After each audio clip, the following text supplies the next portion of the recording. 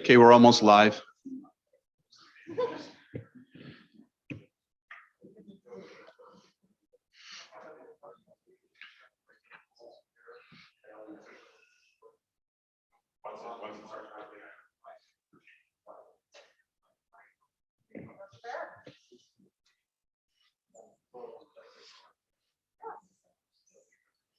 Okay.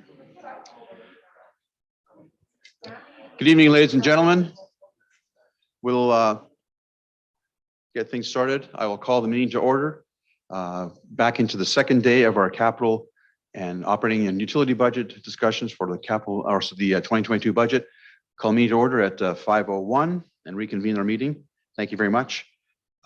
Ms. Winter, is there any adjustments to the agenda from our recession of yesterday's meeting, please? There you go. Thank you, Mayor. Administration has two amendments to the already adopted agenda this evening. That the December 2nd special council agenda meeting have the following amendments: adding the change sheet transportation renewal program to sheet to item 4B. The sheet has been distributed to council. The agenda has been updated.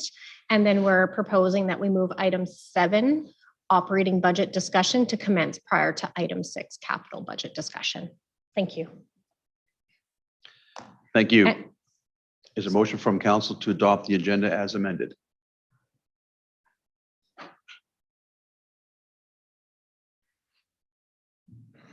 Councillor Miller. I move to adopt the agenda as amended.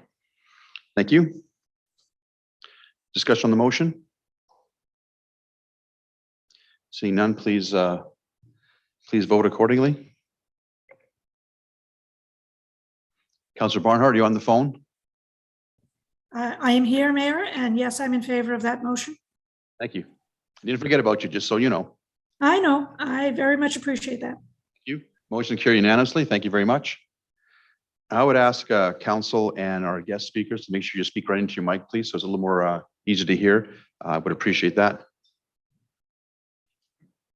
Ms. Wojea? Mr. Mayor, thank you. I just want to let council know that we are continuing to have some technical issues, so we won't be able to have the video, but the sound is available. The sound is live streamed. So if you're wondering why you're not seeing the video feed, we are continuing to have some technical issues. We can carry on. Everyone can hear. We just can't have the video feed on at the same time. We'll continue to try and resolve it, but I just wanted to make council aware of that issue. Thank you very much. Hope we can get that rectified as we move along this evening. So the first order of business for this evening is I'm going to ask council if they have any questions from what was presented yesterday in our session on the budget, or if you have any questions or requiring clarification or answers from the questions submitted to administration, which they provided written answers for. So are there any questions from council from yesterday or the questions that were submitted? Councilor Van Nieuwkerk, you have the floor. Yeah, thank you, Mr. Mayor. Just continuing on my thought from yesterday around the items where we had requested pricing on and didn't receive pricing back in the questions. I just want to reiterate that comment here tonight. I made it at the kind of the tail end of the meeting last night in, just a heads up that there will be items that come up later on in the budget that I am going to want to see dollars allocated for, and I will campaign council for that. So despite administration not providing any numbers back there, hopefully we can get to some kind of a value if there is support from council to examine some of those items. So it just makes it a little bit more challenging, but as Mr. Dollar said last night, it's something that we could do. So just a comment on that. Thank you. Thank you, Councillor. Appreciate that. Are there any further questions from council regarding last night's presentation? I see Councillor Barnhart has her hand up, and I can actually see you. You probably can't see us, but I do see your hand up. Councillor Barnhart, you have the floor, please. Thank you, Mayor. If it's appropriate, I have a question that's coming out from one of the responses that I received to my question. Is this the appropriate time to ask that? Yes, please. I believe it would be. Okay, and it was in regards to the salary discounting question. And geez, I don't have the page number with a question number on hand right now, but it would be a question to Mr. Dowler. I didn't really understand the response completely. And the particular part that didn't make sense to me was the words that were used, that there was a reduction to the surplus by 596,500 in 2022. If Mr. Dowler could just help me, I think I'm missing something here. Mr. Dollar, I'm trying to find that question from my notes. Do you require a moment to find the question, or are you okay to answer the question as it is without referring to the exact question? Which do you prefer? Let me see. There you are. Thank you, Mr. Mayor, and thank you for the question, Councillor Barnhart. Actually, I'll probably toss it over to Mr. DeBlanco, who would probably have a little bit more information and understanding of those numbers themselves. Mr. Blanco, you have the floor. Thank you. Through the mayor to Councillor Barnhart. When talking about salary discounting, what we're talking about is reflecting the fact that there will be turnover in staffing levels throughout the year. When we're looking at that number that is 596,500 in 2022, that reflects the number that is built into this budget as being reduced. If we were to reflect a full staffing complement based on the FTEs employed by the city, as well as proposed ones from January 1 to December 31st, the salary line item would actually be $596,000 more. We've implemented this budgeting practice 2 years ago. So what this 596,000 is all things equal at the end of the year at 2022, if nothing changed other than the fact that we weren't discounting, any surplus or deficit would be increased, or surplus would be increased by 596,000. By putting this technique in, it lowers it to reflect better the actual staffing complement throughout the year from turnover. Thank you for the clarification. I think I'm going to have to think about that one a little bit longer, but I trust that you know what you're doing. It sounds like an accounting adjustment, and it doesn't essentially change anything in terms of the tax levy, what you have done. Is that correct? So there would be an incremental change to the tax levy just based on increased staffing levels from 21 to 22. I don't have the number from 21 in there. It would be in last year's budget, but it would be approximately 30 to 40,000, I think, as a ballpark number. The delta between 2021's salary discount and 2022's salary discount. So that would be the change that would impact the tax levy. So yes, there would be a small change. Small change, but it's insignificant in terms of it's around $30,000 is what you're saying. Correct. Okay, I will leave it at that. Thank you very much for allowing me to ask that question. Thank you, Councillor Barnhart. Appreciate that. Seeing no further questions, we can proceed to the next part of our agenda this evening, which is item 7, which is, as we just changed the agenda order, it is now the operating budget discussion. So I'll invite Mr. DeBlanco and Mr. Dowler possibly to do a brief overview, or much of the time as they need, mind you, so not done to be brief, sorry, to give us an overview of the operating budget, at which time we will then, council will go through each section, starting with the mayor and council, followed by CEO, as we follow progressing into the budget document. At that time, we'll be able to answer questions, or ask questions on each section as we go along, make motions, make adjustments, changes, that sort of thing. So this is the meat and potatoes of the budget. So Mr. DeBlanco, please proceed. Thank you.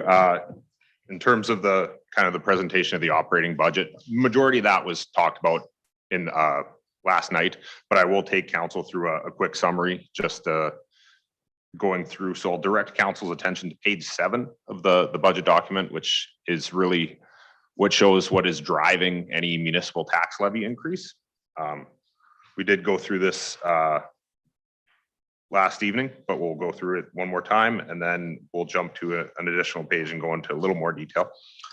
So on page 7, you can see the line item for net maintaining services. So that line item is 152,100. So that's what administration is saying is that's what it would cost to maintain the service levels that are currently in place, with factoring in things like inflationary costs, there would be a required increase to the tax levy of approximately 0.7. The next category down shows the assessment growth revenue stated as a negative number. So once again, I think I alluded to it last evening that everything on this page is stated in relation to the tax levy, so that a negative number would be a good thing. So negative number here, meaning that would reduce the overall increase required.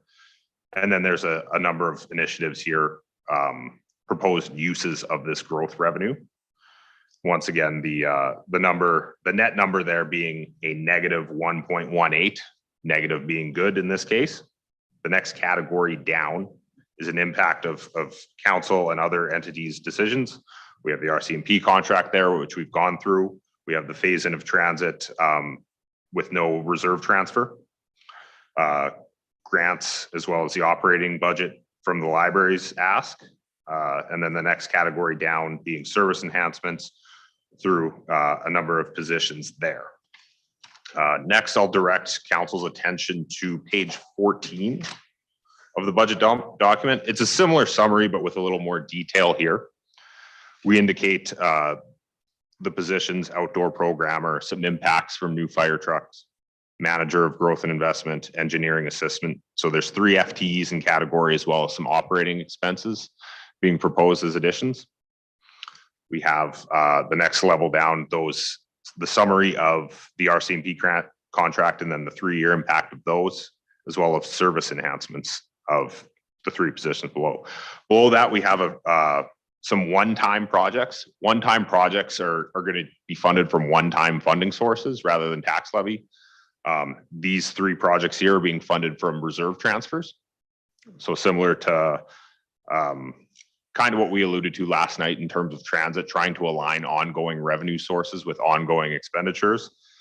In this instance, we have one-time projects, so we would then fund them with one-time revenue sources, this being a transfer from reserve on a one-time basis. Below that, we have a number of operating changes to service that are shown as unfunded. These are proposals that came to the senior leadership team for review and prioritization, and these were shown to be lower priorities than the ones that are shown as funded. So these do not have budget dollars allocated to them in this budget. I'll just reiterate kind of a question that came up in the document around staffing levels. The majority of these operating changes to service are 3 or 6 FTEs added.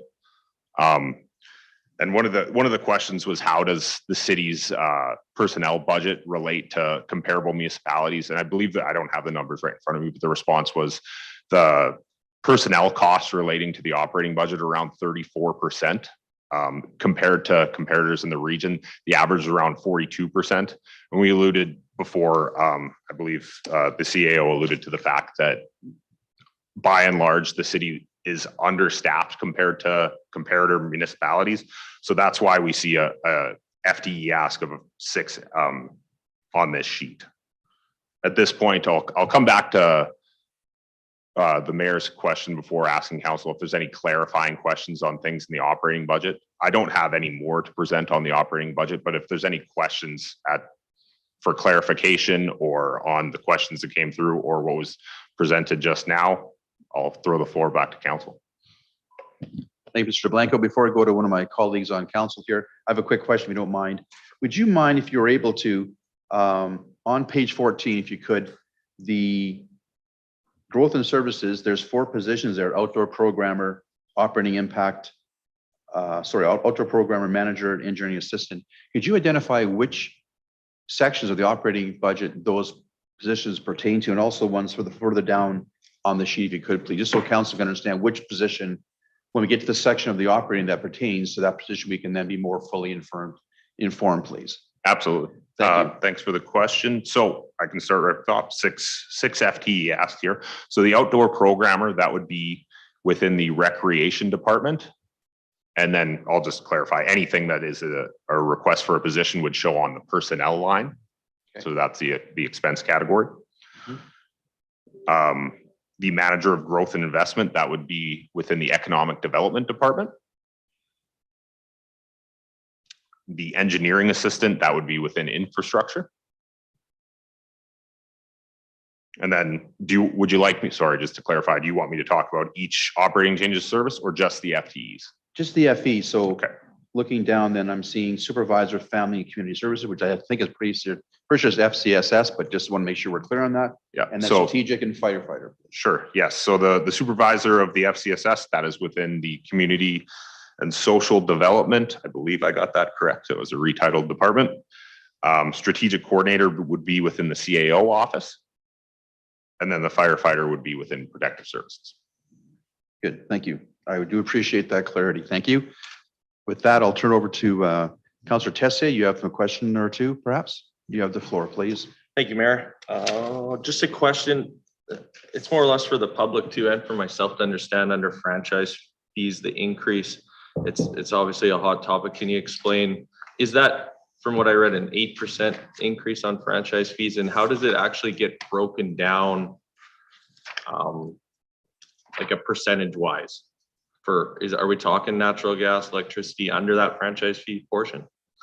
So the way through the mayor to Councillor Tessier, the way franchise fees work is we have franchise agreements with both our electricity and our natural gas providers, which are Fortis, Alberta, and Apex Utilities.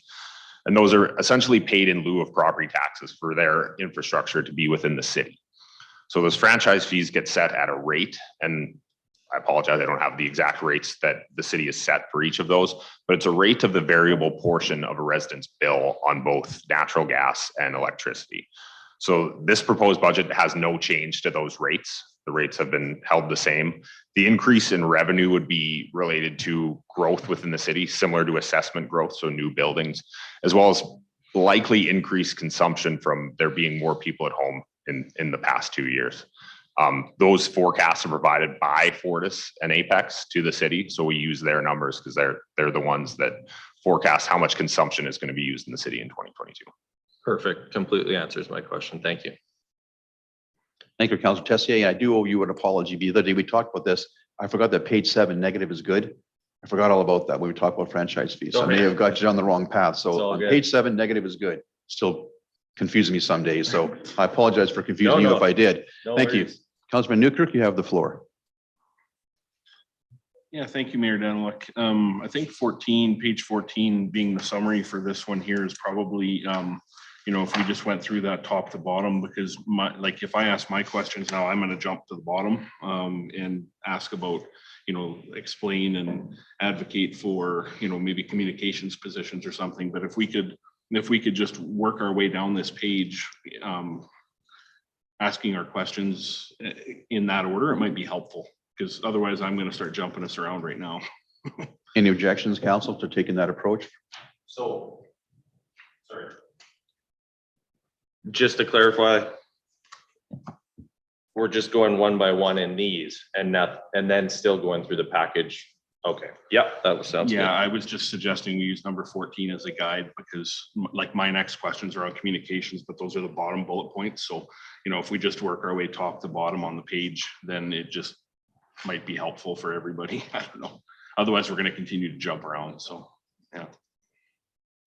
Okay, I'm going to make a decision and let's give that a try. And if we find ourselves off track, we'll redirect. Okay, were you okay with that, council? Administration, we're okay with that approach? Thank you. Councillor Van Nieuwkerk, please continue. Oh, hang on. Thank you. I'll get you back on here. There you go. You're on. Yeah, you bet. So we heard a little bit about the outdoor programmer role, but when it comes to that outdoor programmer role, just wondering, a question for administration on a little bit of the result in the results to be achieved section. It says this may include registered programming on sports services, and then a dedicated city liaison for outdoor user groups. So would this position, I guess question for administration would be, would this position be alongside the current facility programmer, or would it be replaced, or would that facility programming role be split between the current role and this proposed outdoor programmer role? Through the mayor to Councillor Van Nieuwkerk. But right now we have a booking clerk who is responsible for all our rental spaces, as well as our sports fields and surfaces inside our buildings. This particular outdoor programmer position would focus mainly on the outdoor sports surfaces, ball diamonds, soccer fields, the new multi-use field. Of course, we've added significantly in the last year. So coming next year, there's going to be a lot more work in that area. It also gives us some redundancy in that one position because we're very vulnerable when that person's away. We have no one dealing with groups for changes. Also, as part of the allocation process, there's a requirement to work with these groups for the seasonal programming and allocation. So it's a lot for one position. And again, going back to adding more inventory to the rec world, which is fantastic. However, with that comes work, and we're very, there's a weak link right now because we've only got one person to do all this work. So Yeah. that's the impetus from this request. Yeah. Yeah, thank you. So you've identified a risk here in having that one person, and we want to maintain or improve the the facility user experience for all of the groups in Beaumont, and this position would help do that. So okay, thank you for the clarification. Thank you, Councillor Van Newkirk. Appreciate that. Seeing no further questions at this point. Oh, Councillor McCook, you have the floor, followed by Councillor Van Montcalf-Swain. Sorry, Catherine, you're good to go. Thank you, Mayor Daniluk.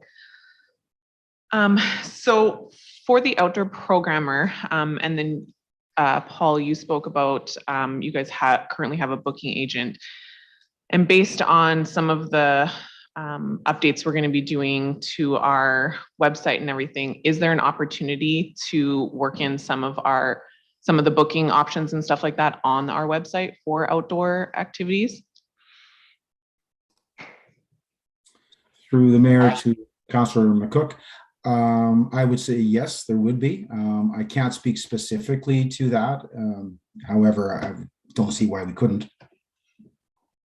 Thank you. And then one more question. Yes, please go ahead. Will they also do additional programming over and above booking? And if so, if they currently don't have additional equipment and stuff, what sorts of activities will they be doing? Through the mayor to Councilor McCook. No, the idea is for them to be basically allocating and helping to program all the outdoor sports facilities. So equipment wise and that sort of stuff, they would be a liaison, of course, for user groups and rental groups and individuals that want to use those spaces.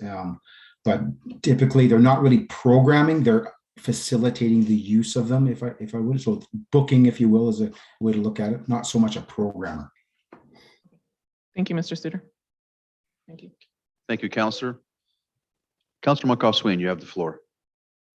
Yeah, thank you. And so just first of all, I agree with Councillor Van Newkirk, page 14.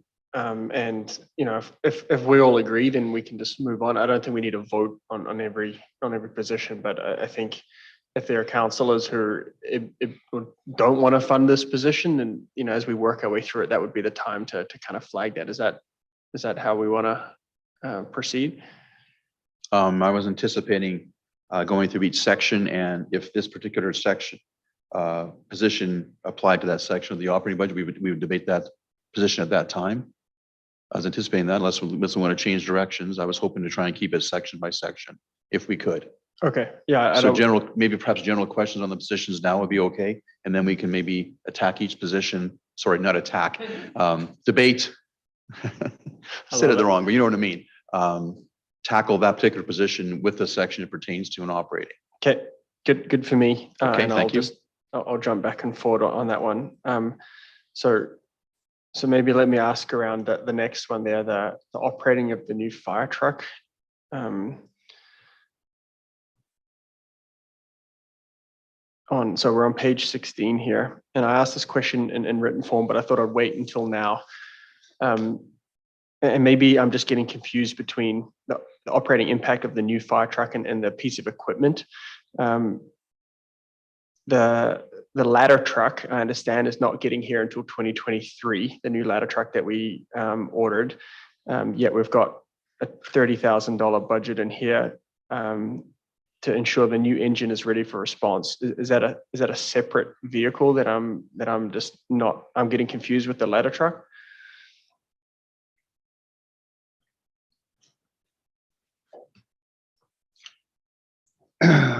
Through the mayor to Councillor Malkoff Swain.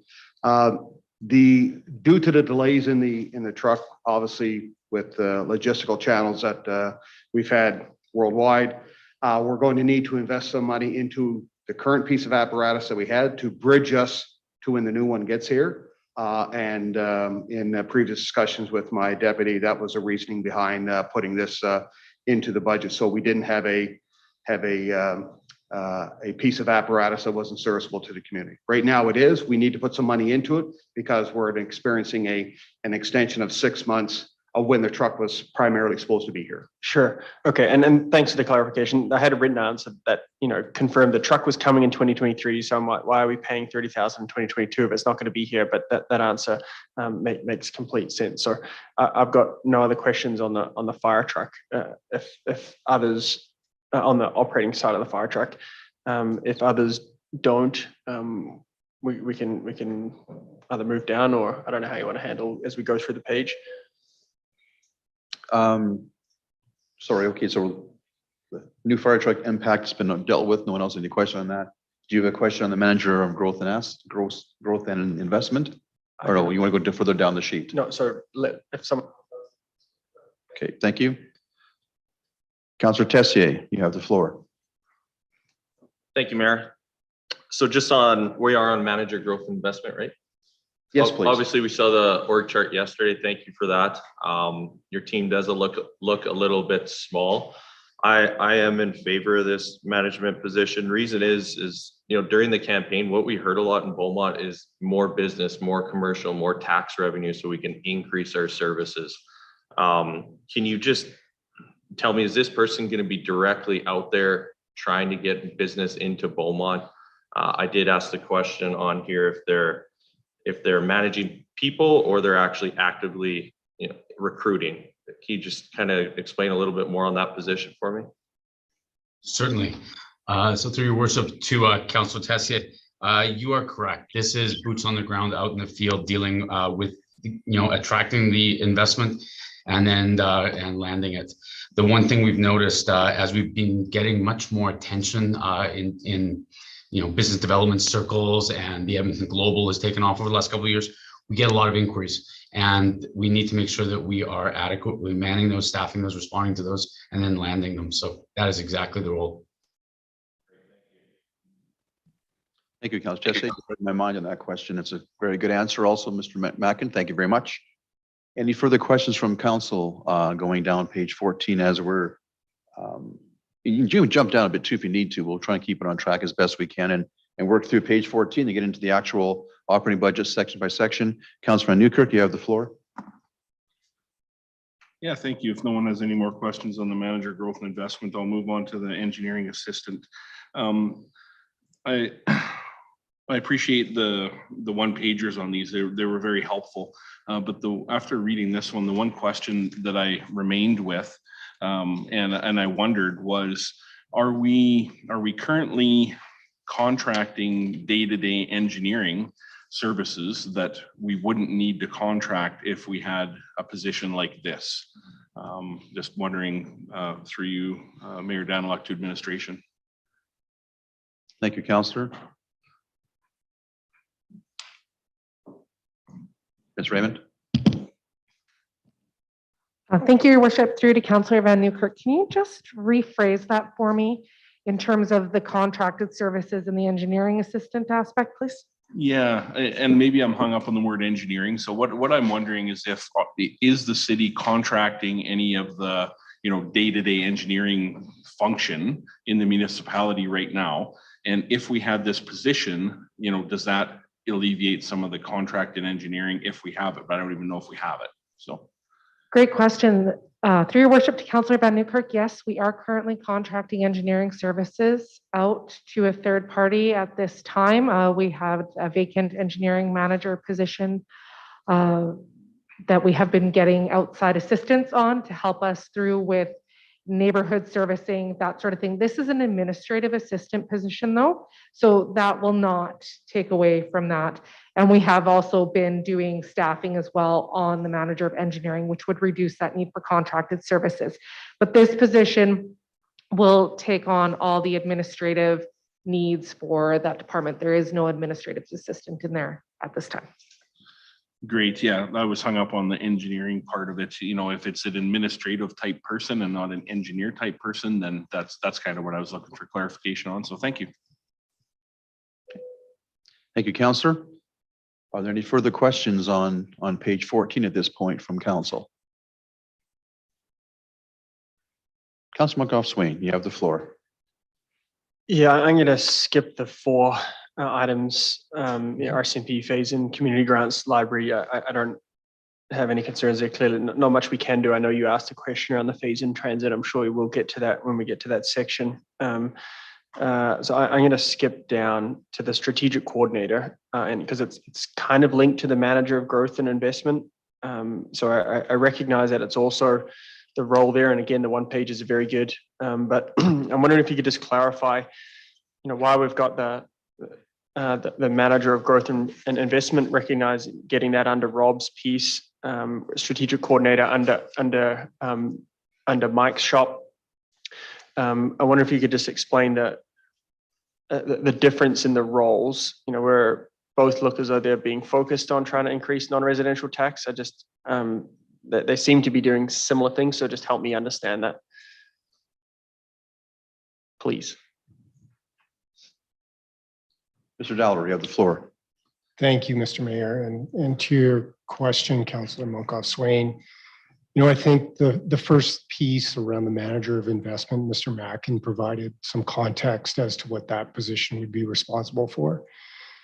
So as Mr. Mackin suggested, we are fortunate to have a lot of interest in the city of Beaumont based on some of the things that we have been doing around non-residential development in particular.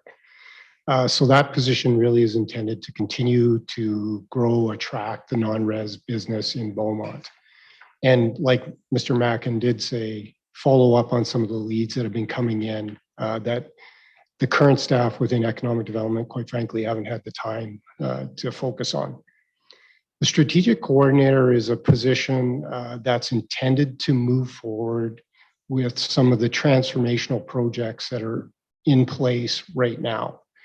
And so instead of having those projects, what I would phrase as done off the side of people's desks, bring in a resource that is fully dedicated to leading those projects out of the CAO office instead of having it out of economic development, and try and move those projects forward in a much more efficient, effective way than maybe we have been doing to this point.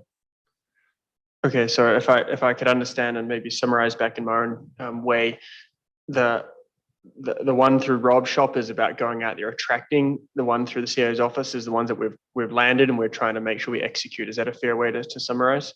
Thank you. Yeah, I mean, for the record, we put a strategic plan in place that said go out and do what you can to increase the non-residential tax. I think it would be foolish of us to not expect that you need people to actually do that. So thank you for clarifying that for me and hopefully others as well. So the other folks have questions on the strategic coordinator? Perhaps not questions, but I also echo the answer back too, that Rob's kind of our hunter killer out there, and we need somebody when he brings stuff in to get it across the goal line, as the saying goes. So I think the question was well answered, Mr. Dollar. Thank you very much. So would anybody else want to jump on that same topic, or can Council, you want to continue with something else, or does Councilor Van Newkirk have a question on? Yeah, okay. Councilor Barnhart as well. Okay, Kathy, give me 1 second. I'll come back to you after Councilor Tessier, okay? I haven't forgot about you. I just can't see you with your hand up right now. Give me a second. Councilor Tessier, you have the floor, followed by Councilor Barnhart, then Councilor Van Newkirk, please. Thank you, Mayor, and thanks for that explanation on the two. I don't even know if I can ask this, but I just find that the salary compared to a strategic coordinator and a manager of growth investment is similar, and if not more, on the coordinator position.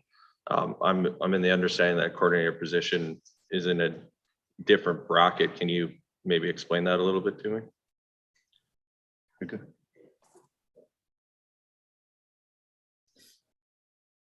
Mr. Deller, oh, sorry. Go ahead now, please. Thank you for the question, Councillor Tessier. You know, I think the difference, if you look at compensation, one position potentially in the future would have responsibility for supervising people. And I know that's not the case right now within economic development as a manager. The strategic coordinator would be more of a technical expert from that perspective. So not necessarily supervision, but somebody that still needs to be able to move these projects forward and in some cases manage up. And so you need some expertise in that role that in order to get a highly functioning individual to come into that role, I think the compensation then becomes fairly close to a manager, but not, again, with the intention of having supervisory pieces to the job on the strategic coordinator side. Answers my question. Thanks. I just, if I was applying for a job and I saw a coordinator, from what I hear you saying is you want someone to come in that's very experienced, right? And the salary relates that experience. I understand that, right? Just a comment is also. Thanks. Thanks, Councillor. Councillor Barnhart, you have the floor, please. Thank you very much. And I wasn't sure if you had seen me waving, and I'm not exactly sure how to trigger to be on the list. So I apologize. I'm doing whatever it takes to get your attention. So I apologize for being disruptive if I was. My question is, again, on the strategic coordinator. I want to pick up on the project management piece. I totally get it. I understand we do need project managers. But if I'm not mistaken, in the presentations we heard yesterday, and in the documents we have, there is a move afoot, and I think it's a good one, to have project managers in the content areas in which they need them. So whether it's infrastructure, I would also agree, economic development, even in the community and social development recreation. I think we have projects throughout the organization. So I don't want to debate this right now, but because I know that will come later. But I wonder if maybe Mr. Dowler, could you speak to that? Are there also opportunities to have project managers within the different departments, and do they currently exist? So thank you for the question, Councillor Barnhart. I think the short answer is no. There isn't the intention or the current structure where there's project managers in each of the departments. The idea that was brought up and raised as we were discussing the org charts yesterday was to bring some individuals currently in place within engineering services and create a project management office. Now, I think as an organization, we haven't had a fulsome conversation on what the roles and responsibilities in particular of that project management office would be. But I would offer that for the most part, those project managers would be focused on capital infrastructure kinds of projects. Strategic coordinator, in my mind, is focused more on, and it's maybe a bit of a misnomer to suggest that they project manage things. They're project leads, and I know it's maybe a slight inconsequential difference in language, but these are individuals that we need to coordinate and drive some, in this particular case, and in the immediate future, transformational projects from a corporate perspective, rather than having it housed in a specific department. And I think going forward, you're going to see more opportunities for that kind of coordination and project leadership out of a strategic coordinator type of position. If I may just follow up, Mayor? Yes, please. Just wondering then, again, this starting to get the picture of where the reorganization has taken us. And it seems to me that we're developing, or you've developed a matrix type of an approach where you have multiple people involved in projects across the organization as opposed to within each department. And is that a correct assumption that there's more, we're moving towards doing that more laterally in an integrated fashion as opposed to keeping projects within one department? Yeah, I think that's a fair assessment of where we're going, Councillor Barnhart. I think if I relate it back to an infrastructure standpoint, I think what we're trying to do is centralize some expertise as it relates to project management in one area that then delivers the project to an end user, recreation services, that then activates the asset essentially and doesn't necessarily own it, sorry, manages it, programs it. And so, we are trying to look at, again, centralized expertise in certain areas around project management so that we're not asking people across the organization who, in some cases, maybe in the past, that wasn't their area of expertise, nor was it their primary focus or function to manage projects. So trying to get a little bit more coordinated, a little bit more expertise in the organization to move these things forward and deliver them in a different way than maybe we have in the past. Appreciate that. Thank you for the clarification. Thank you, Councillor Barnhart. Councillor Van Nieuwkerk, you have the floor. Yeah, thank you, Mayor Denlock. Just wanted to make a comment on the supervisor, family and community support services aspect of the operating change to service. I think we can all recognize the challenges that we've had in the community in the last 20 months. And I can recall the last couple of times that FCSS was in front of council presenting, I kept imploring, ask for more, ask for another position, ask for some supports. And I'm happy to see that here. So I just wanted to make that comment, Ms. Williston is here, and thank administration for funding this, proposing this position funded. So. Thank you, Councillor. Well said. Any further questions from council on page 14? Councillor Councillor Van Nieuwkerk, Councillor Markov Swain, and then Councillor Tessier, pardon me. Sam, you have the floor. Yeah, I'll invite Jay up just on the firefighter, if that's okay.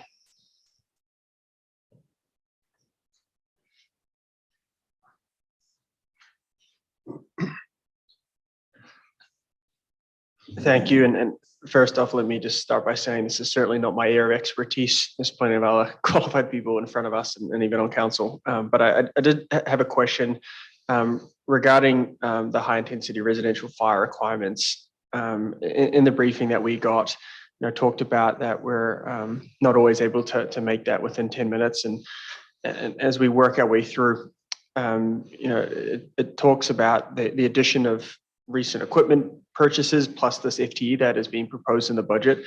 Clearly it's going to help ensure fire services respond quickly, but may not have a significant impact on HIRF. So it also talks about, you guys are looking at a longer term strategy, recognizing this is day 9, I think, for you. So I guess that the question that I'm having is, are we funding this firefighter position too early in terms of, should we give you more time to look at what that long-term strategy is, or is this a need right now to help us there? So I'm just curious on, are we going ahead before we give you a chance to actually do that full assessment? So I wonder if you could just speak to that. Through your worship to Councillor McCoff-Swain. The challenge that obviously when we talk about fire service levels, the HIFR requirement within the Alberta Building Code and how that affects fire underwriters survey your insurance costs from a fire service perspective. The issue with the HIFR is obviously based on that 10-minute time minute 90% of the time. Obviously, if we cannot meet this, currently when I came in, that was the first quick assessment that I did to try to find out exactly where we are exactly today. What is our response time? What is our manning? We are a more of a composite department where we have some full-time staff during the daytime, but we're relying on the backs of the volunteer firefighters to support a municipal level of service. That can create some challenges moving forward.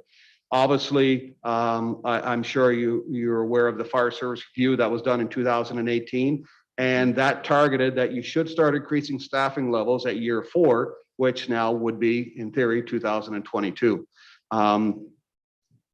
Hiring full-time staff within the fire service is obviously very expensive.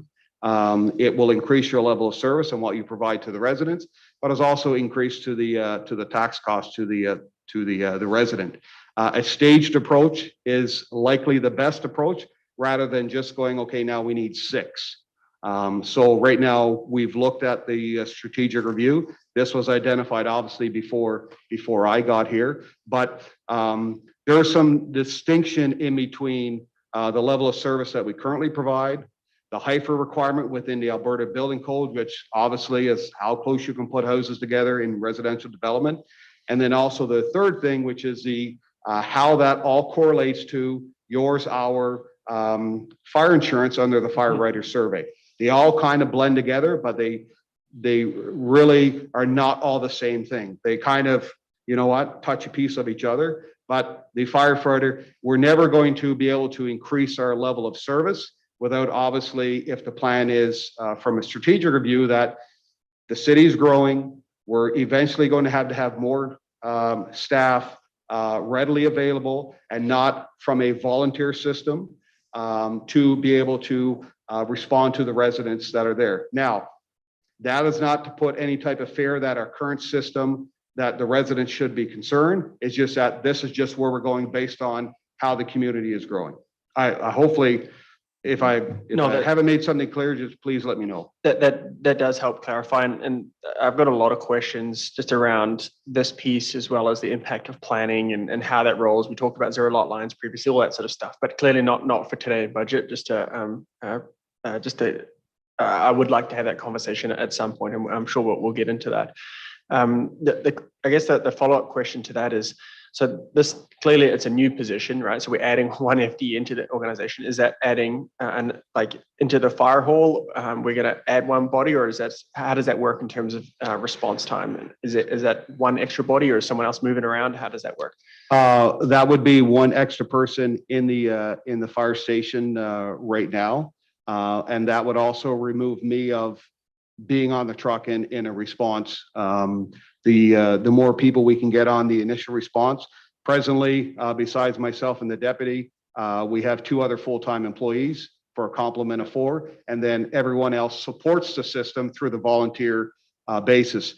One of the things of concern is to be aware of that obviously during the last 2 years, a lot of people have not been working or working from home and been able to support the system. But now as we come out of this pandemic and now everybody eventually gets back to work, your daytime responders are not going to be there because many of them may work in the city and are not home when calls come in. Okay, great. Thank you very much for the clarification. Okay. Thank you. Councillor Tessier, you have the floor. Yeah, Chief, I'm pretty sure we got a few more questions for you. Councillor Miller, are you guys on firefighter? You guys can go ahead of me and I'll go after Councillor Miller. Mine's not in regards to the firefighter. That's a good way to do it. I appreciate the courtesy. Councillor Miller, you have the floor. Thanks, your Mayor. Mike, just a little closer. Oh, sorry. So my question is I see in here that the hiring of this firefighter, one of the points is to accelerate the education training program for our volunteer firefighters. So my understanding, and this is just hearsay, so maybe if you could clarify this for me. The firefighters are currently training on Tuesday. Is it every other Tuesday? And would the hiring of this position increase that training for our paid on-call volunteers? How would that look with this new firefighter? This new firefighter would obviously be part of the fire department for sure. The training aspect of when the volunteers train, the paid on-call attend that training day as well also. You can almost see when it comes to training wise from a volunteer where many people in the firefighting profession started out as a volunteer and progress into full-time positions. You could look this as a progression from within our own municipality. Obviously, if we have homegrown people within the fire department that have vested interest in this community, it obviously is going to make a better fire service for us because we have people there that are passionate about the city of Beaumont. So. Okay, so that being said, that I think that clarifies my next question. And this is to hire internally somebody that's already on the fire service. Well, we're going to run a very clear and transparent process through the city. Obviously, we're going to look at every viable candidate out there for sure. When I look at as being part of that hiring process, being qualified for the job is really 50% of the role. How are they going to fit into our culture? How are they as a person? How are they interact with the community? What are they going to do to be able to support our culture here and be a viable person and viable community service member to this city? So there's just not what they have on paper. That's only a small portion of what we're doing. Now, we are going to open it up to any members within the volunteer member service. I encourage all of them to, whenever a position comes up, to apply and go through that process, so they are aware of what they need and what they don't have or what they may have. But when it comes down to that, we will run the process that's clear and transparent through the city and give every viable candidate equal opportunity. Awesome. Thank you for that. And I think myself, and I probably speak for the residents too, that they appreciate that clear and transparent process. And I think also the acceleration of the training is going to be beneficial. So thank you for that. That's all I have. Thank you, Councillor. Councillor McCook, you have the floor. Thank you, Mayor Daniluk. My question is more of a general question for all positions. So does anyone else have any questions for the firefighter Okay, if you don't position? mind, I'll ask the chief a quick question while he's already here, Yep. then go back to Councillor Tessier and then come back to you, if that's okay? Yeah. Thank you very much. I do appreciate your answers to this question. When I first looked at the budget, I have to kind of admit it felt like we're kind of taking you off the truck and putting somebody else in there. We weren't going to gain much of impact on our response time. So I've read through the budget a couple of times, had a conversation with yourself earlier, and your answers now give me more of a comfort zone that it's not that simple. And I knew it never was that simple, but at first glance, it kind of felt that was the impact. So your answers helped to clarify some of my thoughts on this. And one of your answers talking about the volunteers in the COVID situation, many volunteers were actually at home instead of in Edmonton or elsewhere working, and now they could respond quicker. They could respond quicker. Now that we're all going back to work in the offices again, some of those volunteers aren't quite as quick to respond. So that does make sense to me. So if I could put you in the spot just for a moment as our new chief, we're asking for one firefighter in this particular budget. Why not ask for 2 or 3 at this time? If you felt, again, coming in late after the budget's already been done, I get that. 1 is going to be helpful to us. I mean, 2 would always be better. I get that. But I know council wants to make sure that our priority is keeping our citizens safe. Policing and fire is the biggest things in that category. Is there any thought patterns why you didn't go for a second firefighter at this particular time? And when will it help us along the line? Well, obviously, it really is going to be my assessment of where the department's it's going to go and make sure the department is ready for when the growth happens to trigger more staff. As I've said before, it's a lot easier sometimes on the ratepayer when you have a phased in approach of, okay, this is where we're going to be and this is what our plan is going to be when it comes to staffing. I'm well aware that obviously full-time positions of any magnitude, creating new positions in any municipality sometimes can be difficult. Right now, in the short term, based on my short time here, I don't have the data to support saying that I need 2, 3, 4, or 5 positions. I just don't have that data.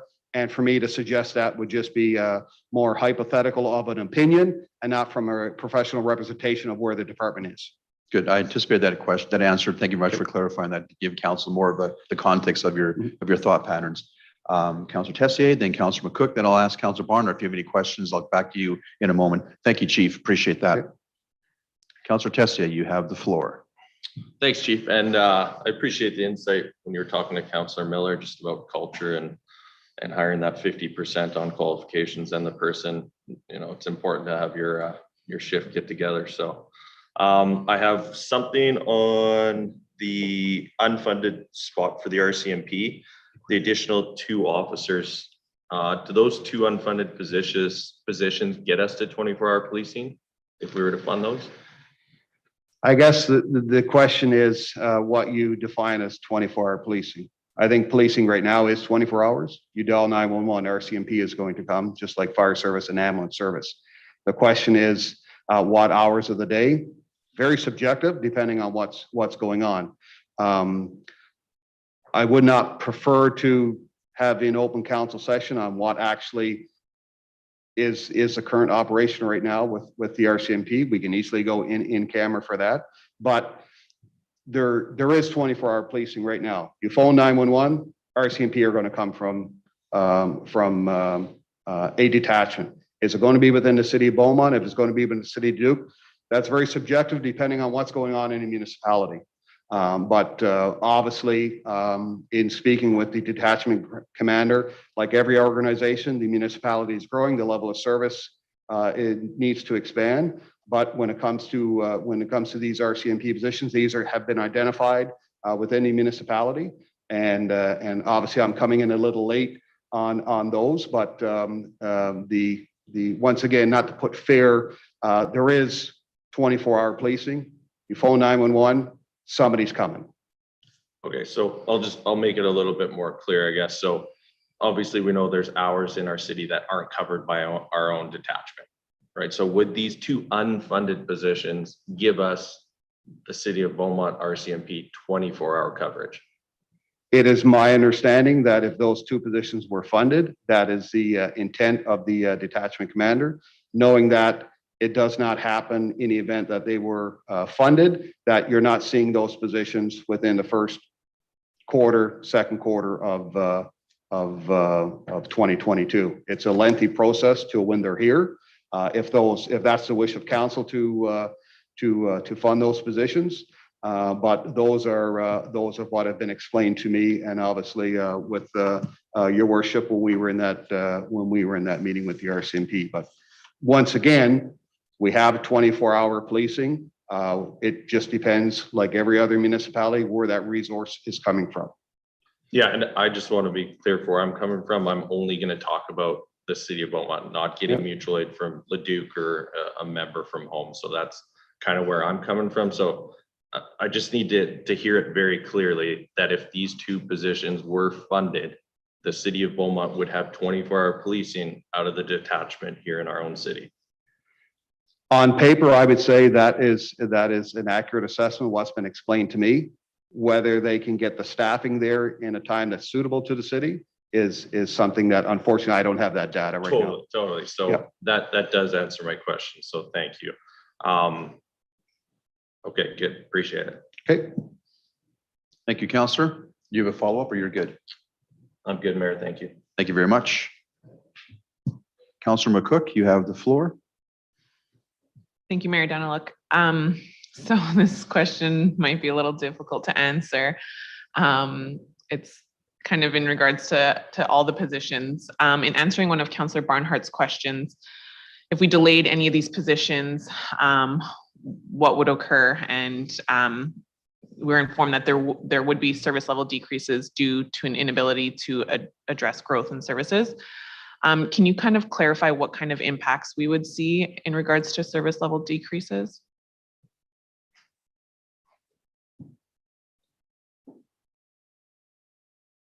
Mr. DeBlanco, please.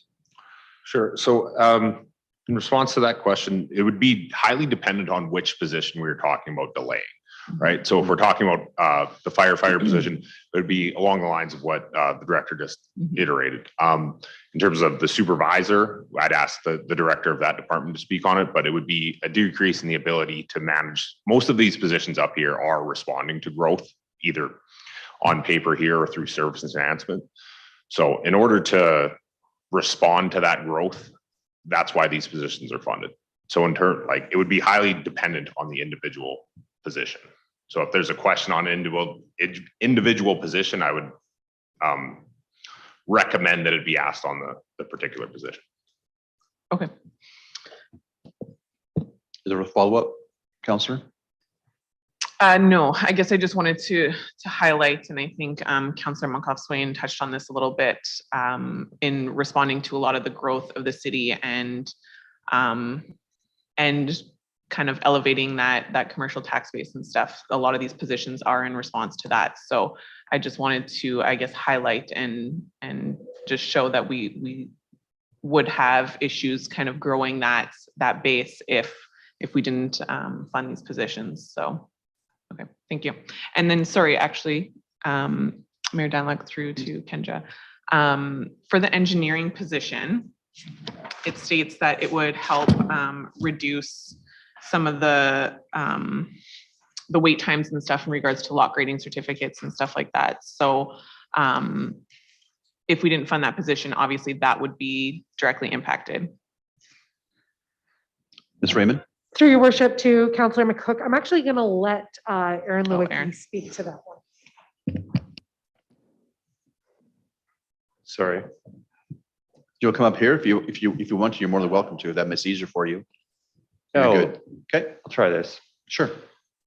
So through the mayor to Councilor McCook, the engineering assist position will allow for to build capacity through our development coordinators. They're very busy people. And so this position will allow for removing some of that administrative strain that comes with all of the work, with the lot grading, the different permits, the approvals, and we have seen that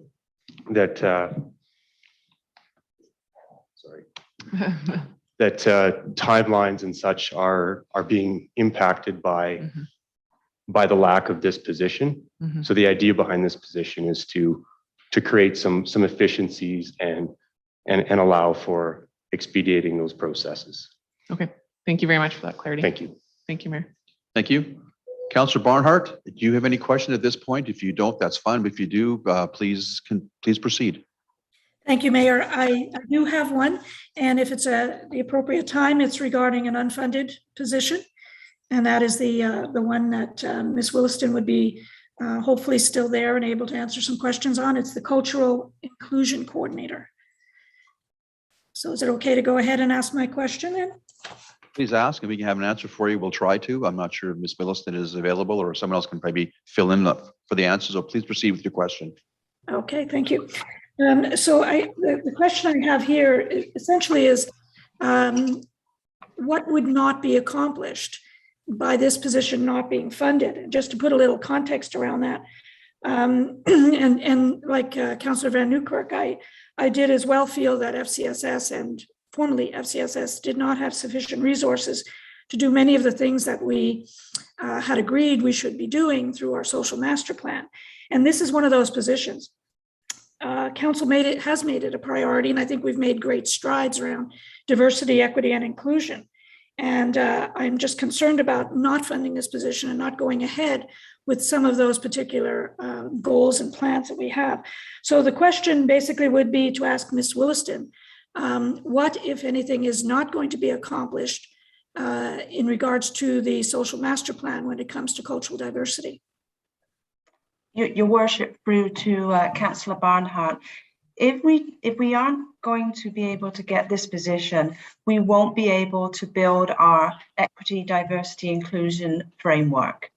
We also won't be able to do some of the frontline programs and services that we really desperately need in the community. So those would include engaging with our marginalized communities, with our Indigenous communities, with our multicultural communities, to build relationships, to provide gathering space, meeting space, to offer programs, to enhance those relationships, to build community inclusiveness and provide supports to populations that we currently do not have the capacity to be able to support in the way that we should be supporting in the community. If I could just follow up, Mayor, I just would like to ask Ms. Wilson to expand a bit on the fact that this wouldn't be just someone writing a plan. Because basically that's not what you've said. You said that there would be some frontline outreach and the importance of having someone who's actually going to build those relationships. That's very time consuming. And, you know, as much as we put a lot of energy and time into some of our capital projects, some of these people-oriented projects do take a lot of time and a lot of years. And perhaps you can speak to the need that's out there now in terms of what are we falling behind in that regard? Your worship, through to Councillor Barnhart, are we falling behind compared to other municipalities? I would suggest yes. Most other municipalities in the region do have this type of position. It's become fairly commonplace in a municipality now to have cultural inclusion staff. So I would suggest that the fact that we are just starting this in 2022, yes, we are behind. I would say we do still need to develop the framework, which is what this individual person in this position will do. But it is more so that boots on the ground, it's social workers connecting with these community groups.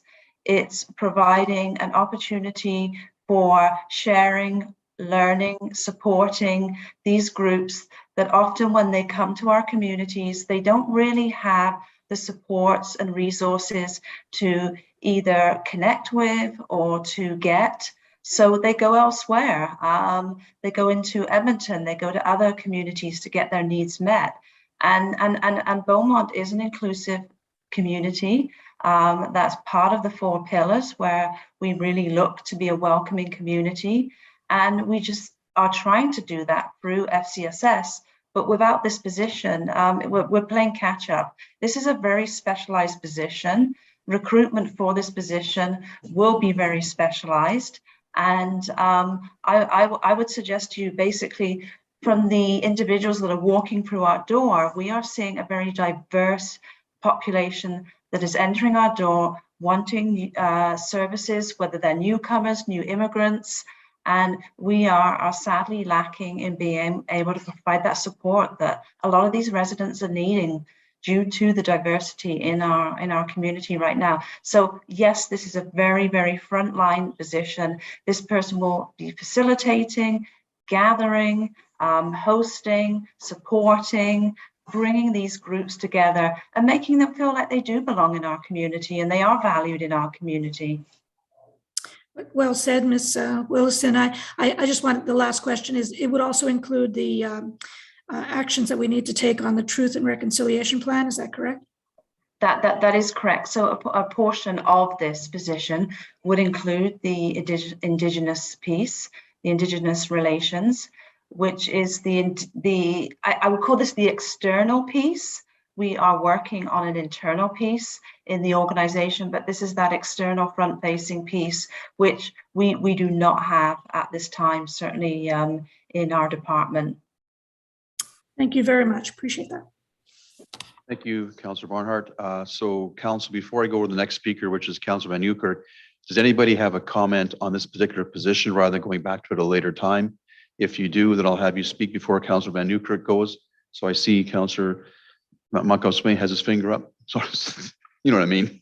I said that wrongly, but I'm looking at you from the right side. So if you're speaking on this particular position, you have the floor. Okay, Sam, go ahead. Yeah, thank you. And thank you, Councillor Barnhart, for raising this one. To be honest, this is the most exciting position for me in this whole budget. This goes right to the top of the list for me. So I'm looking forward to getting into that conversation. For everything that Ms. Williston pointed out, you know, we have a strategic plan that talks around, you know, the importance around cultural and inclusivity, et cetera.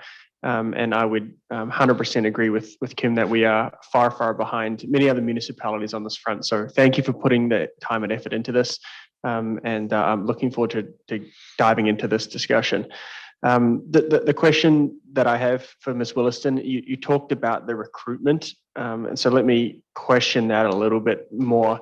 You said specialized recruitment. I think I get picking up what you're putting down, but clearly a position like this is going to be important in terms of the background for this particular individual. Can you just confirm or explain how I don't want to use the term affirmative action here, but it's going to be a culturally inclusive hire? Can you just maybe speak to that a little bit for a position of this importance? Your Worship, through to Councillor Montcalm-Swain. Certainly, that is a key piece in this position. The individual that we hire, we are going to be working closely with our People Services Department. We have equitable hiring practices in our organization. However, this is a specific skill set. I'm going to suggest that we will be very open to looking at maybe Indigenous, multicultural individuals. We will actually be very welcome and open to being very diverse in our hiring practices, and recognizing that the equity in who we hire in this particular position really is potentially will make and break how successful this position is. Great, thank you. And I'm going to go a little past my role here, so maybe Mike will just have to block his ears. But for me, something, this is such an important piece. And, when we're looking at recruiting, a position like this, the way that this is positioned out into the public is so important. And just to tell you a very brief story, in my other line of work, I was looking to hire an Indigenous employee. I had a typical job posting that went out and had one Indigenous person apply for it. 6 months later, the exact same position, the exact same time, I asked one of my Indigenous colleagues to basically throw it out and rewrite the job position, and we had over 70 Indigenous people write it, so that apply for it. So that really matters, and I know you know this, but just I'd highly encourage us to reach out to the different Indigenous nations and really make sure that, again, maybe I'm going too far, assuming that we're going to fund this. If we get there, let's really be aggressive out into that Indigenous community surrounding us here in Treaty 6 and the Métis Nation Region 4. So again, super excited about this, and try not to tell you what to do. You know what you're doing, but just want to re-emphasize the importance of how these positions are put out there, because this is in a really exciting spot. So I'll leave it there, and looking forward to trying to convince the colleagues to put this above the line. So thank you. Thank you. Okay, I'll move on to Councillor Van Nieuwkerk. You have the floor. Yeah, thank you, Mayor Daniluk. I'm going to call on the communication side of things, I guess, here for a second. The public engagement specialist is unfunded, and the senior strategist communications are both unfunded positions here. And one of the most common things that I hear from residents is, I didn't know about that. No one asked me. How was I supposed to know when I was supposed to give feedback? Then to me, that being one of the most common things that I hear and I'm told time after time as issues come to council and we're here making the decision on it, and folks are saying, when were we asked? When were we supposed to give feedback? I believe some of the support and answer for that comes in this public engagement specialist. But what I'm not clear on is the public engagement specialist versus the senior strategist communications. So if there was an ability to differentiate between those roles a bit and tell us what we would get with one position and what we would get with the other position. I just want to hear, I can read the words on the page, but I just want to hear a little bit of an explanation around that, those two positions. Thank you. Thank you. Through the mayor to Councillor Van Nieuwkerk. The senior strategist of communications would be responsible for the outward communications, the communicating to the public. It would expand some capacity within the team and also enable us to move the dial a little bit, or no more than a little bit. More than just incrementally in a few areas on reaching out to different audiences within the community that we currently struggle to reach. The public engagement specialist would be that incoming, I guess, doing the consultations and engagement with the public. So they're very different positions. One is outward, providing information outward to the public. One is collecting information to the public, I guess, to put it very, very simply. Yeah, so a gatherer and a distributor. And more often, the conversation that comes my way is around the gathering. And when was I sought for feedback? When is the right time? I obviously missed the feedback. And what we do is we sit in chambers and say, well, administration, when did you collect feedback for this? And then an answer is given, and it was somewhere in the past. So anyhow, that's good for me for now. Thank you. Thank you, Councillor. Councillor Markov-Swain. Yeah, just to weigh in on that, on those two positions, and thank you, Mr. Berezowski, for the clarification. I too am very intrigued by this public engagement specialist. as much as I'd love to give more help to communications, you guys have done an incredible job over the last year or two to beef up those external communications. Again, I'd reiterate that the feedback I hear is how do we provide input into the process. So I will be looking forward to discussing that public engagement specialist position in general. I apologize. I do want to take us back to the engineering assistant. I didn't quite get that one right through my mind. Can we go back to that one there? Yes, we can. Sorry, Aaron, if you want to.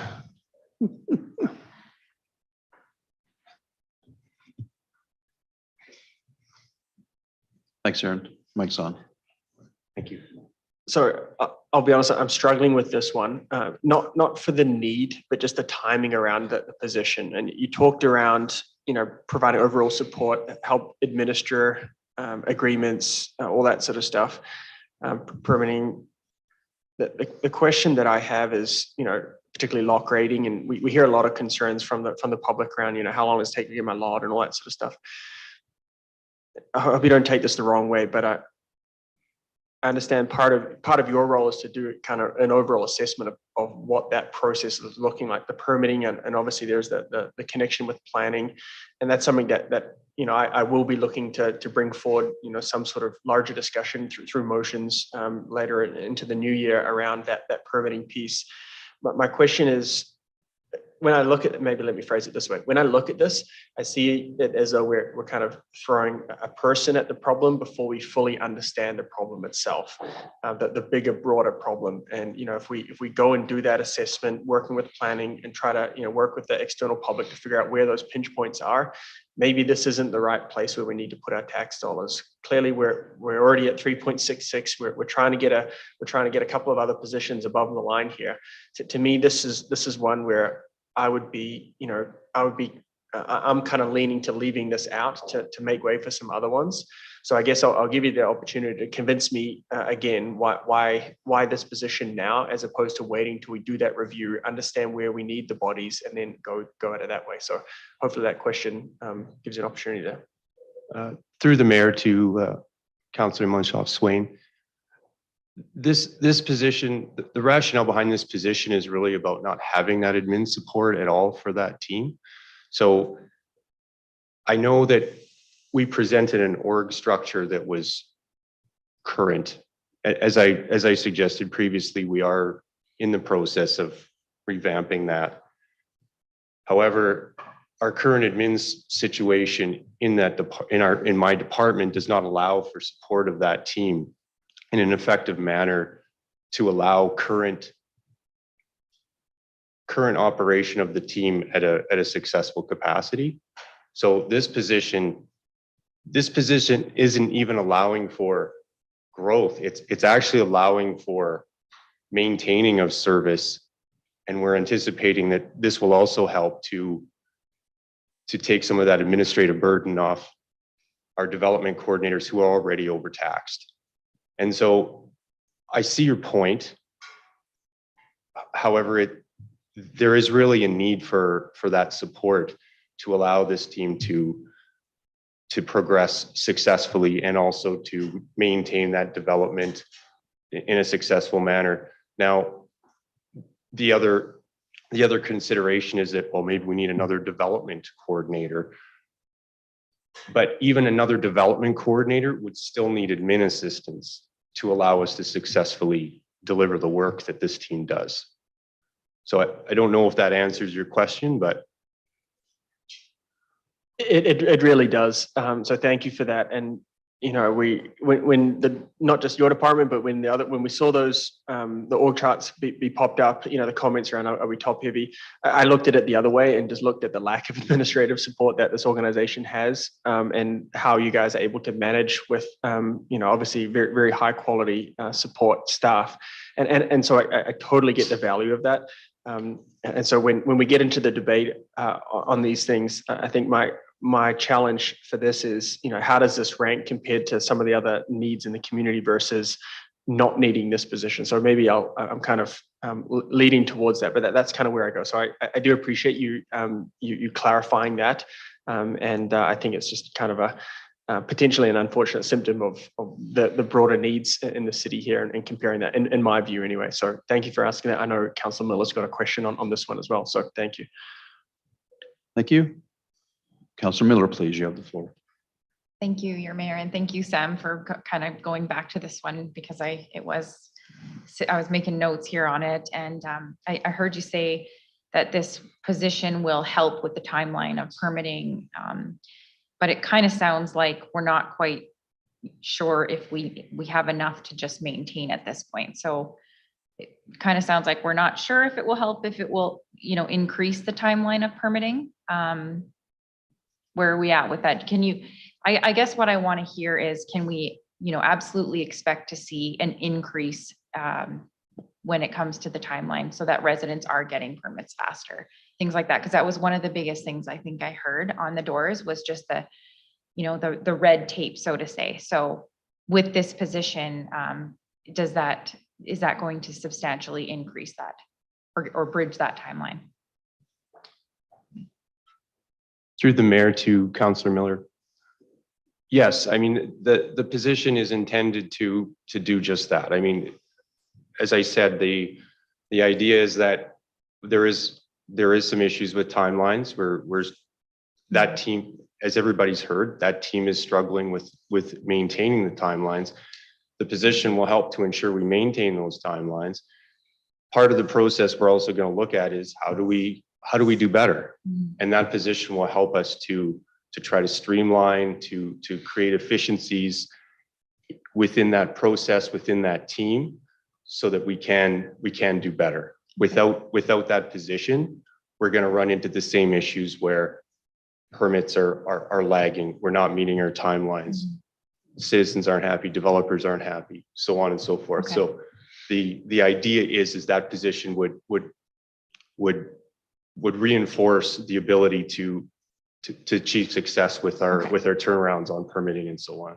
Okay, thank you for that answer. I think that's all I have. Thank you. Thank you, Councillor. Councillor Goswin, you have a follow-up question? Yeah, I think we're getting towards the end of this page. So, and administration, you haven't done us any favors here.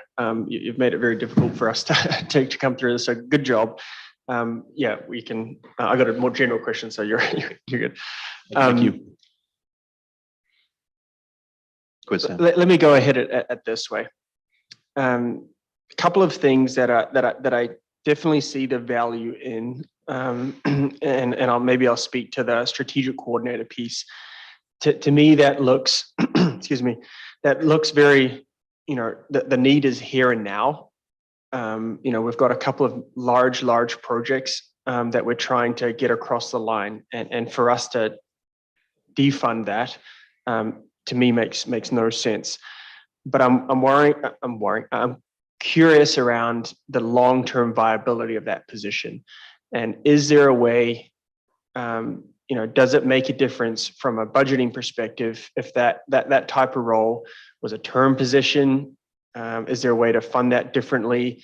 Clearly the next couple of years are going to be crucial for this, but maybe not in 5 or 6. So do we need an FTE count there, or can we get, I hate to use the word creative, but yeah, I'm just curious if there is some wiggle room around a term versus a full term, an FTE on that.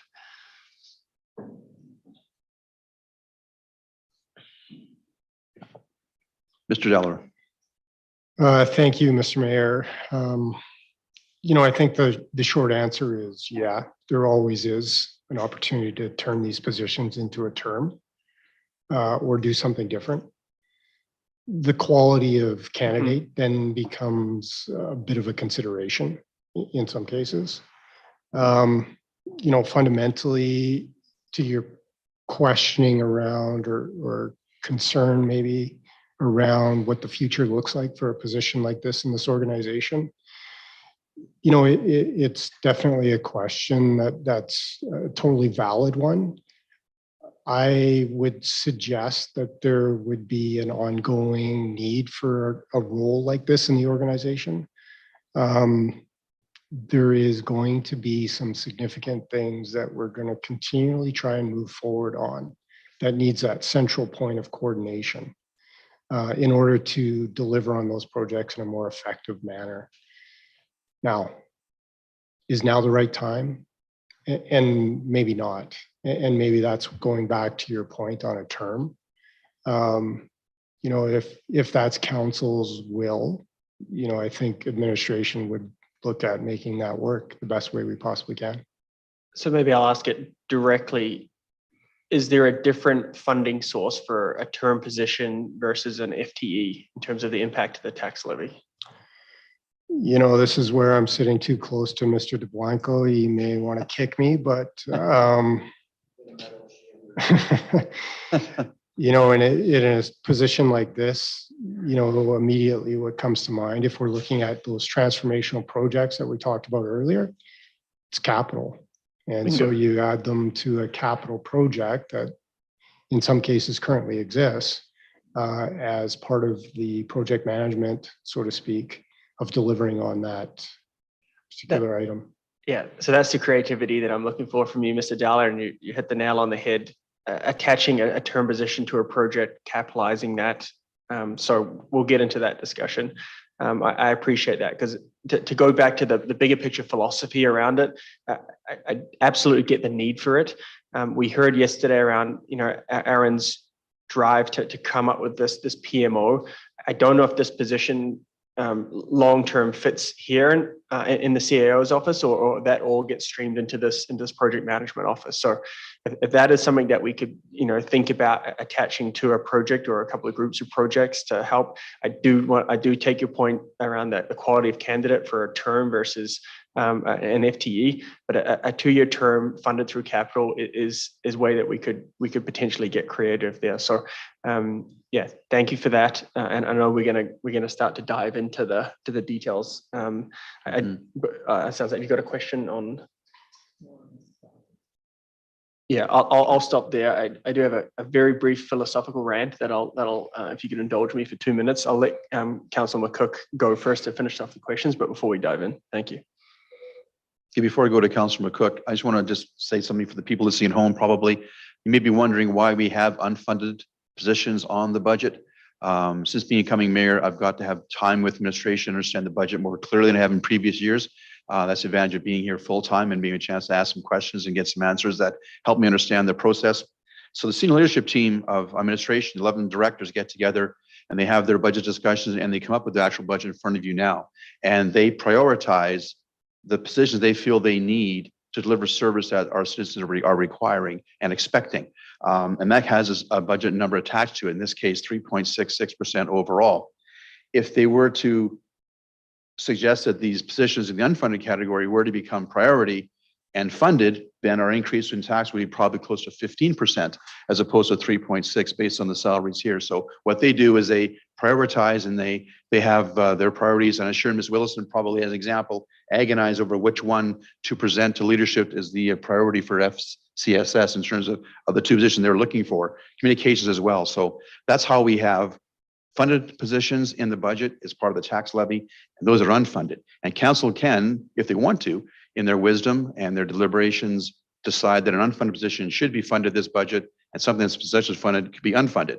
So that's how we do our deliberation, and that's how people at home can understand how we have funded positions and also unfunded in the actual budget itself. So with that, I'll turn over to Ms. Councillor McCook for her follow-up question. Please proceed. Thank you, Mayor. Mayor Dunlop, through to Mr. Berezowski. I'm going to ask a question around the public engagement specialist.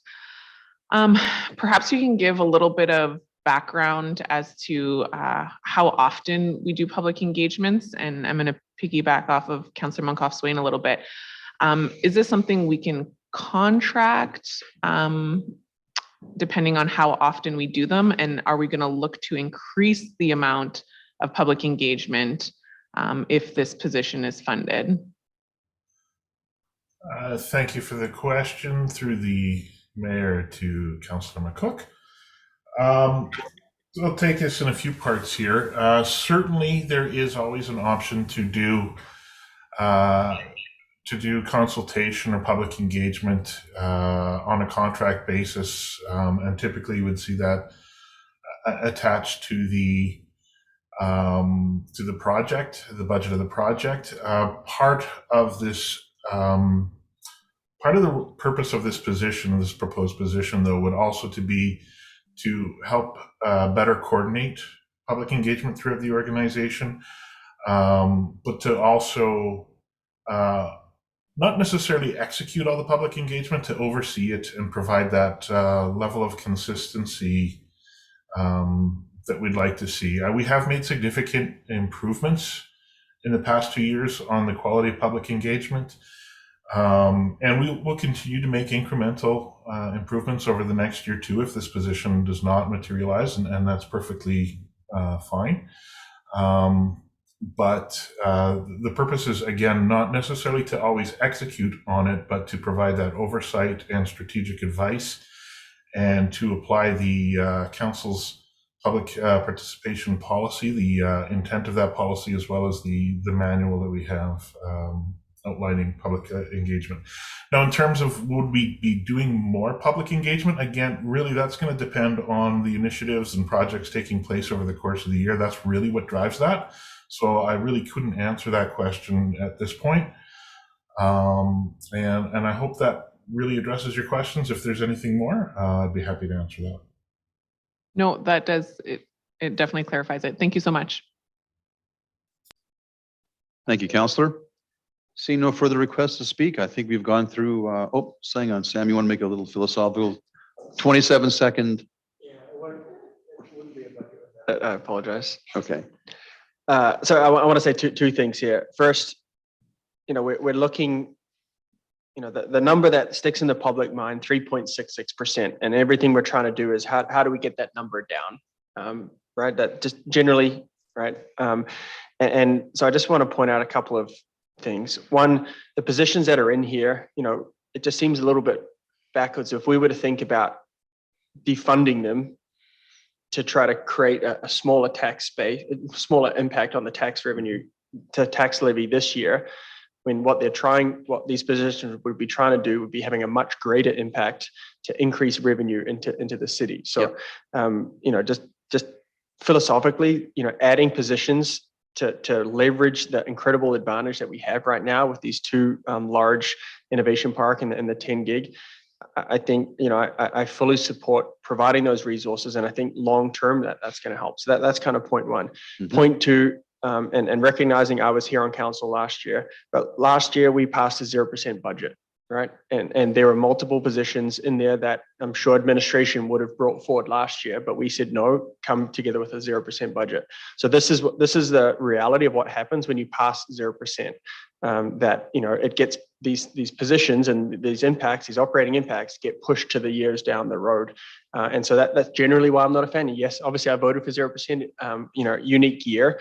But I just wanted to stress that point, that a lot of these positions, whether it be the firefighter or some of these strategic positions around economic development, if could have been done last year, but the direction that council gave to administration was come at 0%. So I just want to reinforce that point, that, when you ask for 0%, the consequences pass down the road. So I'm looking forward to diving into seeing where we land, up or down, but I just wanted to make those two key points here. Thank you. Okay, I appreciate that. And with that, I'm going to have us move into our section by section of the operating budget. And the way I'm going to do this, if I'm wrong, please, administration, legislative services, jump in and let me know if I'm off base. But we'll start with the mayor and council, which is on page 43 of the document. If you're online, I have page 35 on hard copy. So we will have council review the mayor and council section of the operating budget. And then, if I'm correct, Ms. Winter, I don't believe we need a motion for each section. We simply review each section, debate it. If there's no debate, we want on the next session. There's no need to do a motion section by section. That's my understanding. Am I correct with that? Oh, sorry. There you go. Thank you, Mayor. That is correct. We would only need a motion for any of the budget amendments. Right, but if Thank there is a motion from a counselor to change something in that section, then we do the motion accordingly. Correct, Mayor. Right, thank you very much. Okay, so let's begin if we could, before we break in about 20 minutes for environmental break. So we're going to go to Mayor and Council. Is there any concerns, questions, or motions on the Mayor and Council section of the operating budget? And the category that we're in now is, yeah, operating section. Oh, sorry, Councillor Barnard, you have a question? Sorry, I missed you. Please proceed if you have a question. Excuse me. Thank you, Mayor. Just it is a question. No motion coming at this point. But in one of my previous questions that I submitted, I had asked about council contingency. And rightly so, the answer was given that we don't have a line item anymore called council contingency. But I would appreciate it if I could just verify in the capital budget section, and I know I'm jumping here, but there's a line, excuse me, that speaks to the Municipal Stabilization Reserve Fund, which is actually an operating reserve. And I wanted to verify that I've understood correctly that currently in that reserve fund, we have $2.7 million. Am I correct in that, Mr. Dowler? Or Mr. DeBlanco, not sure who.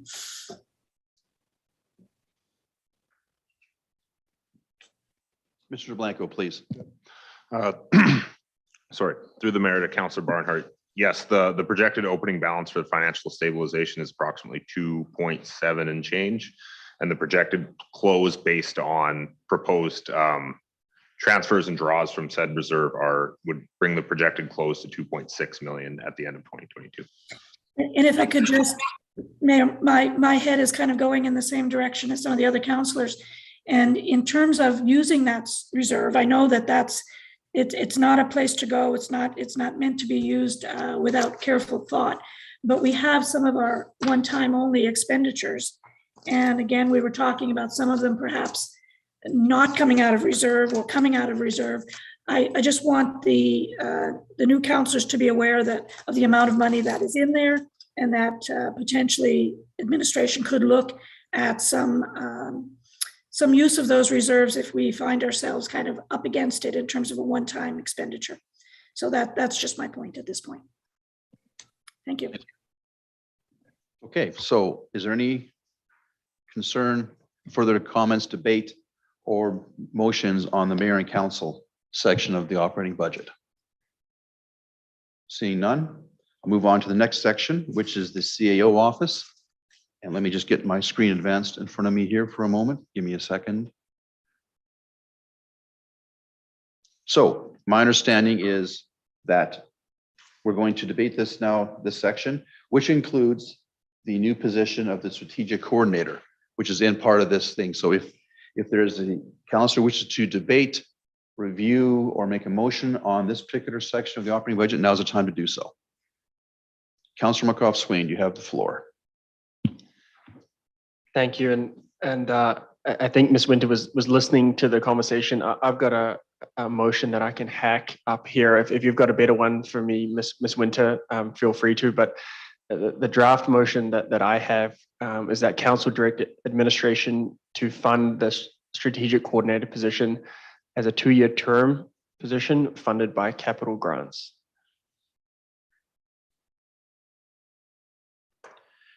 Before we proceed on that, while you're getting the motion up on the screen, Mr. DeBlanco, if I may put you on the spot just for a moment. I know last year you had a very good spreadsheet that started us off at a certain number. And as we made changes, as we discussed, you were able to adjust.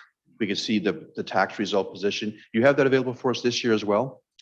To your question, Mayor, I don't have it available at the moment, but I can probably. But you're pretty fast on the gun, aren't you?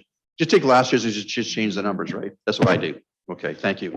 I think with this particular motion, that would, I believe, affect the tax levy, is my understanding, if it was funded through capital as opposed to a tax levy. So that prompted my question. So, Mr. Blanco, take your time and get that for us when you can. We much appreciate it. So motion's in front of us now. So Yeah, so maybe I'll read the correct please. one into the record instead of my attempt. So I move that the funded strategic coordinator FTE be changed to a 2-year term position to be funded through the capital budget. Thank you. Discussion on the motion, council, please. Sorry, maybe Oh, give me 1 second. Sorry. CO Schwartz, I didn't see your button there. Up to the motion. Please proceed. Sorry, I thought there was, I just wanted to clear up what may be some confusion because of your question with Mr. DeBlanco. The motion that's being presented will not affect the tax rate.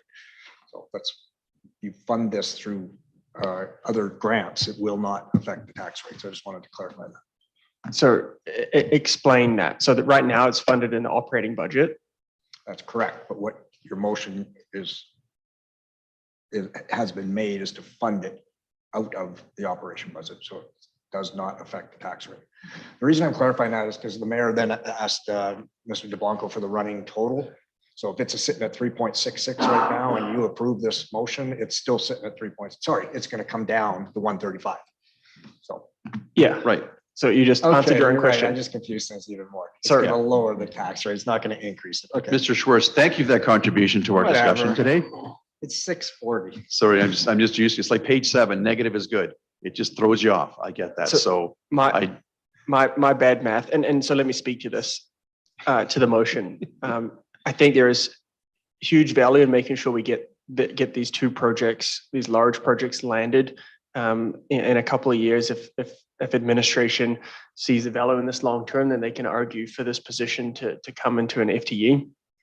By doing this, it does take off 135K from the operating budget and reducing the tax levy, and that frees up some, and whether we go up or down on other positions, but that does take 135K off to potentially look at other positions. So again, I think this is an incredibly important role. I hope a 2-year term doesn't limit the quality of candidates, but I think a 2-year position gives a little bit more incentive. So yeah, I absolutely agree with the role. I just think that we could fund it through the capital budget and attach it to a project. So I'll leave it there and see if there are any questions, and encourage anyone who's voting against this to speak. Thank you, Councillor. I will actually ask a question, if you don't mind, of your motion. I do like the creativity of this idea. I think it's quite brilliant to do this, maybe going through a capital budget with a term position. Very creative. I like the idea. My only question is, does administration, Mr. Dowler, feel from a talent pool perspective, is a 2-year term too short versus a 3-year term? I like the idea of including the capital budget. I'm just questioning, I'm fine with 2 years, but would the talent pool be more, the talent pool be deeper with a 3-year term offering versus 2? I know it's hypothetical, but your guidance would be appreciated on the suggestion. I'm not making an amendment yet. Just want to get some feedback from you on the idea of 2 or 3 years. Thank you. Yeah, my honest thought on that, Mr. Mayor, would be it probably doesn't make a difference if it's 2 or 3 years. The kind of the key piece of this is term. So whether or not somebody's going to be attracted to some more uncertainty in a position or a role versus a full-time position, that would be the difference. So if it's 2 or 3 years, I don't think it really matters at the end of the day. Okay. Can I? Yes, please.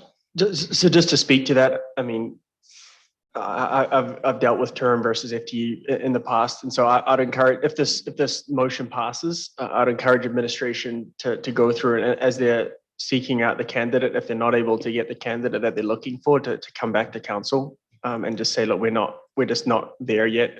In order for this to be effective, we do need it to be an FTE. So I'd encourage that flexibility. So I'll leave it at that. Thank you. Thank you. Any further discussion on the motion? Oh, Kathy. Sorry, Councilor Barnhart, I see you're waving your hand, so please, you have the floor. Thank you, Mayor. I guess the little hand in the corner doesn't work, so I have to wave at you. And I appreciate that you're trying to do many things at the same time. While I appreciate where Councilor Monkoff-Swain is going, I'm more inclined to say that I would prefer that this position fall below the line rather than be funded.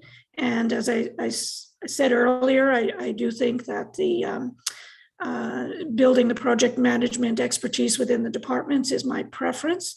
And I'm not sure if this isn't pushing it down the road. I'm not convinced yet. If I had to choose this or to have it funded, I would definitely choose this than to take it out of the tax levy. My main reason for saying that is I do see, as you've noticed, other positions that I think are more critical than this one. So I would vote not to fund this position at all at this point in time.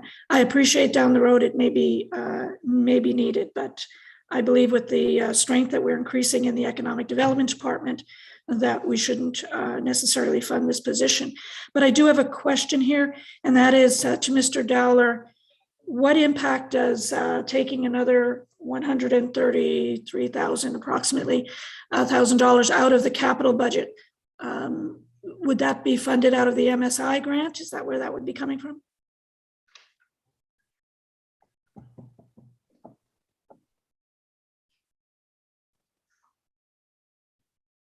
Oh, sorry, Mr. Dollar, pardon me. Go ahead, please. Thank you, Mr. Mayor. To answer your question, Councillor Barnhart, if we're looking at specific projects that this position would be tasked with, right now, certainly one of those projects is funded with debt. And so, my initial thought would be it doesn't necessarily mean it's going to impact our grants at this point in time. So debt would be one option for us. There's maybe some other things that we can look at in terms of a specific funding source that wouldn't require grant dollars. So it would come out of capital budget, and that may include debt, it may include grants, just whatever is available, but it would be a reduction of $133,000 from that budget. So to be clear, it wouldn't necessarily take from the unallocated capital dollars that are currently sitting in front of the budget that council has. Sitting in front of council in the budget. Again, going back to the funding that we've got in place for the one project, it's funded from debt. This would increase the cost associated with that project. We purposely put forward a bylaw to borrow for that project that had some cushion in it for the project. And so we have everything in place at a very high level that would allow us to absorb, I'll call it, another $135,000 in that project that is currently funded from debt. Thank you for that. As I stated, I will be voting against this motion. If it does fail, I would put forward another motion to unfund the position completely. Thank you. Thank you, Councillor. My thoughts on the motion is that I think this is a very important position. It is aligned with our strategic plan to increase economic development, which is going to increase our tax base on the business side, which benefits all citizens, and it provides more revenue for all of the projects we've got on the go. So this position is critical. My only question might be to Councilman Swain, would you be comfortable with funding motion to a 3-year, just to maybe help the talent pool be stronger to have a 3-year position than a 2? If you feel strongly 2 is better, that's fine. But I'm one thinking from the talent pool perspective, your thoughts, please. Yeah, personally, I'd reiterate what Mr. Dallas said, whether it's 2 or 3, it's the term that's the issue. Yeah, okay. And so I think, part of the discussion is, it's a 2-year term position. If there is value, we would look to turn it into. So I don't think 3. I've always just used 2 years. So for me, I'd rather leave it at 2. But yeah. No, then I won't make a friendly amendment. I'll leave it as it is. Any further discussion from council on this motion before us today, or at this moment? Seeing none, I'll call for the vote.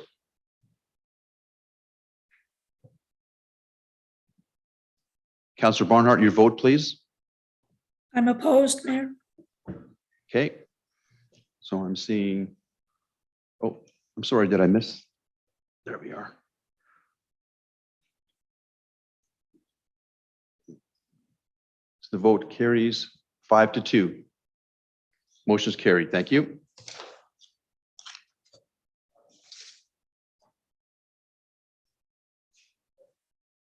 Yeah, I had that right. Did I not? I thought I had that right. So it's 6-1, right? Yes. I have two no's. Yeah, I have two no's on my screen. One verbal and one on screen, and 5 yeses. Thank you. Opposed to the motion were Councillor Barnhart and Councillor Miller. Thank you. Give me 1 second, please.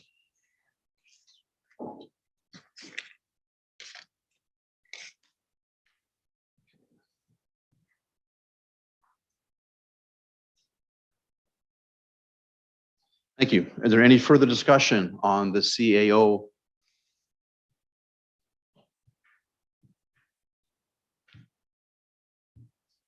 CAO's office? Councillor Barnhart, do you have your hand up? No, thank you. This completes, I believe, the CAO office section of the operating budget. Are we agreed, Council? Thank you. Next section for discussion and review by Council will be corporate transactions. No, hang on a second. No, and sorry, internal services or initial structure. And that is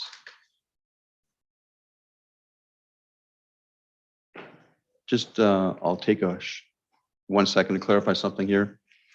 I'm going through my budget by hard copy. And the next I see is internal services, which is organizational structure, going to communications first. Sorry, I missed a page. I apologize. It jumped forward on me there.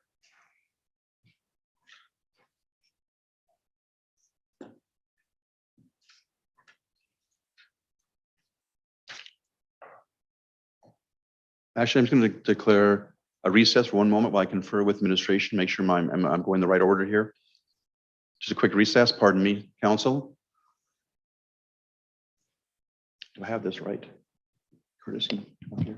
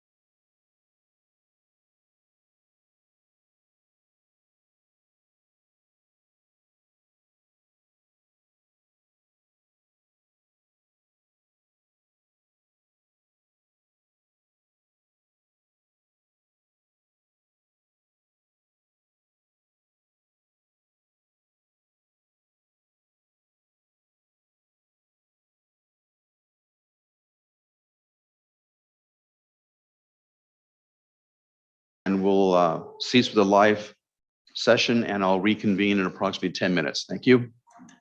I'll call in recess. Thank you.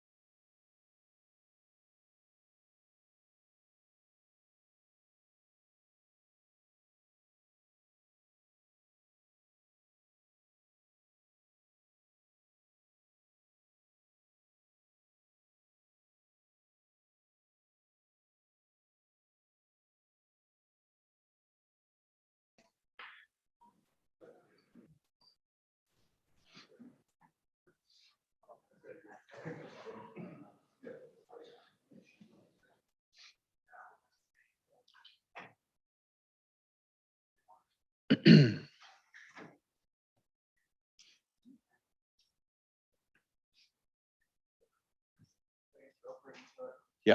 we're going to try to. We are live now, I believe. Thank you very much. With thank you, everybody. I will call the meeting back to order. We are back from our break. Thank you very much. And we will continue with the operating budget. We're now going into internal services, which begins with communications on page 54 of the document that's online. If you're on hard copy, I have mine coming back in a moment from being photocopied here. It's a couple of pages before that. It's actually page 46 of the hard copy of the proposed 2022 budget. So with that, I will ask for questions from council on communications, and Councillor McCook, you're speaking first, followed by Councillor Van Newkirk. Catherine, you have the floor. Thank you, Mayor Daniluk. I just have a couple questions as I don't know where they would fit in. Oh, my mistake. You did ask me about that question. Yeah, so it's not a communications question. I It's know. a general question. So Yeah. please proceed. Thank you. Okay. Just one of them is surrounding fees and stuff. And I just don't know, admin, where I would slot that in. Would it be kind of under corporate transactions or? Mr. Blanco. So through the mayor to Councillor McCook, I'd recommend asking a fee-based question on the department it pertains to, if it's a corporate fee, and if you're uncertain on which department each fee pertains to, can clarify where that would be. Okay. So it would be regarding, I'm interested in figuring out some sort of policy or something in regards to our nonprofits and user groups in the city being able to use some boardroom space and it not cost an arm and a leg for them to use it for, a meeting once a month or something like that. So, and then my understanding is sometimes in regards to parking and stuff as well, they're charged. So having a conversation around that. Yes. So in terms of rental space, there's a few departments that would have rental space. One would be economic development with the co-working space seed. And then the main portion of that would be within recreation. So the community center, the Ken Nickel Arena, and the BSRC all have rental spaces. And Mr.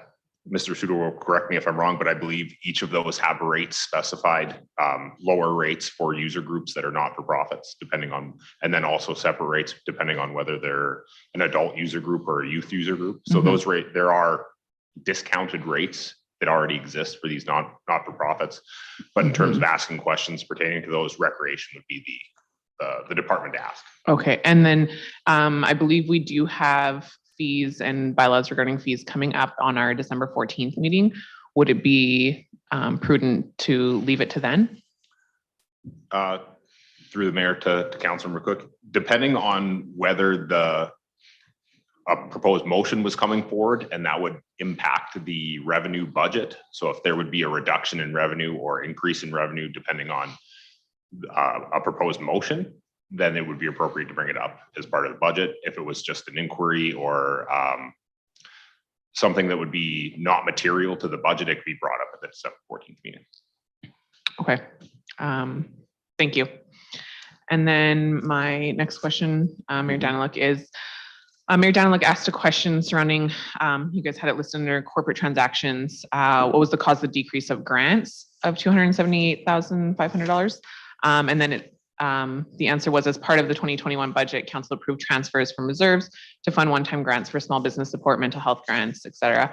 My question is, how did these grants end up supporting mental health initiatives and small businesses in our community, as well as do we have anything to address supports for mental health initiatives and small business in this budget currently? As I don't see it. So I'll defer the answers to the specific mental health grant and small business to the directors of economic development and community and social development. Just a little history on those specific ones. I believe the council's intent at the time was to address needs stemming from the pandemic. So they were funded as a one-time transfer from reserve. In terms of whether those same supports are proposed in this budget, there's no funding for those one-time grants that were funded last year. but I'll let the directors I alluded to before speak to those specific items. Thank you. Thank you, Counselor. Appreciate that. Council, I just got a text that I've been elected the chair of the Water Commission. So I guess another election win for, it's a very small one, mind you, but it is what it is, you know. Okay, let's continue on with our section on communications. Councilor Van Nieuwkerk, you have the floor. Yeah, thank you, Mayor Danlock. I'd like to make a motion in this section, please. Just give administration a second to post the motion.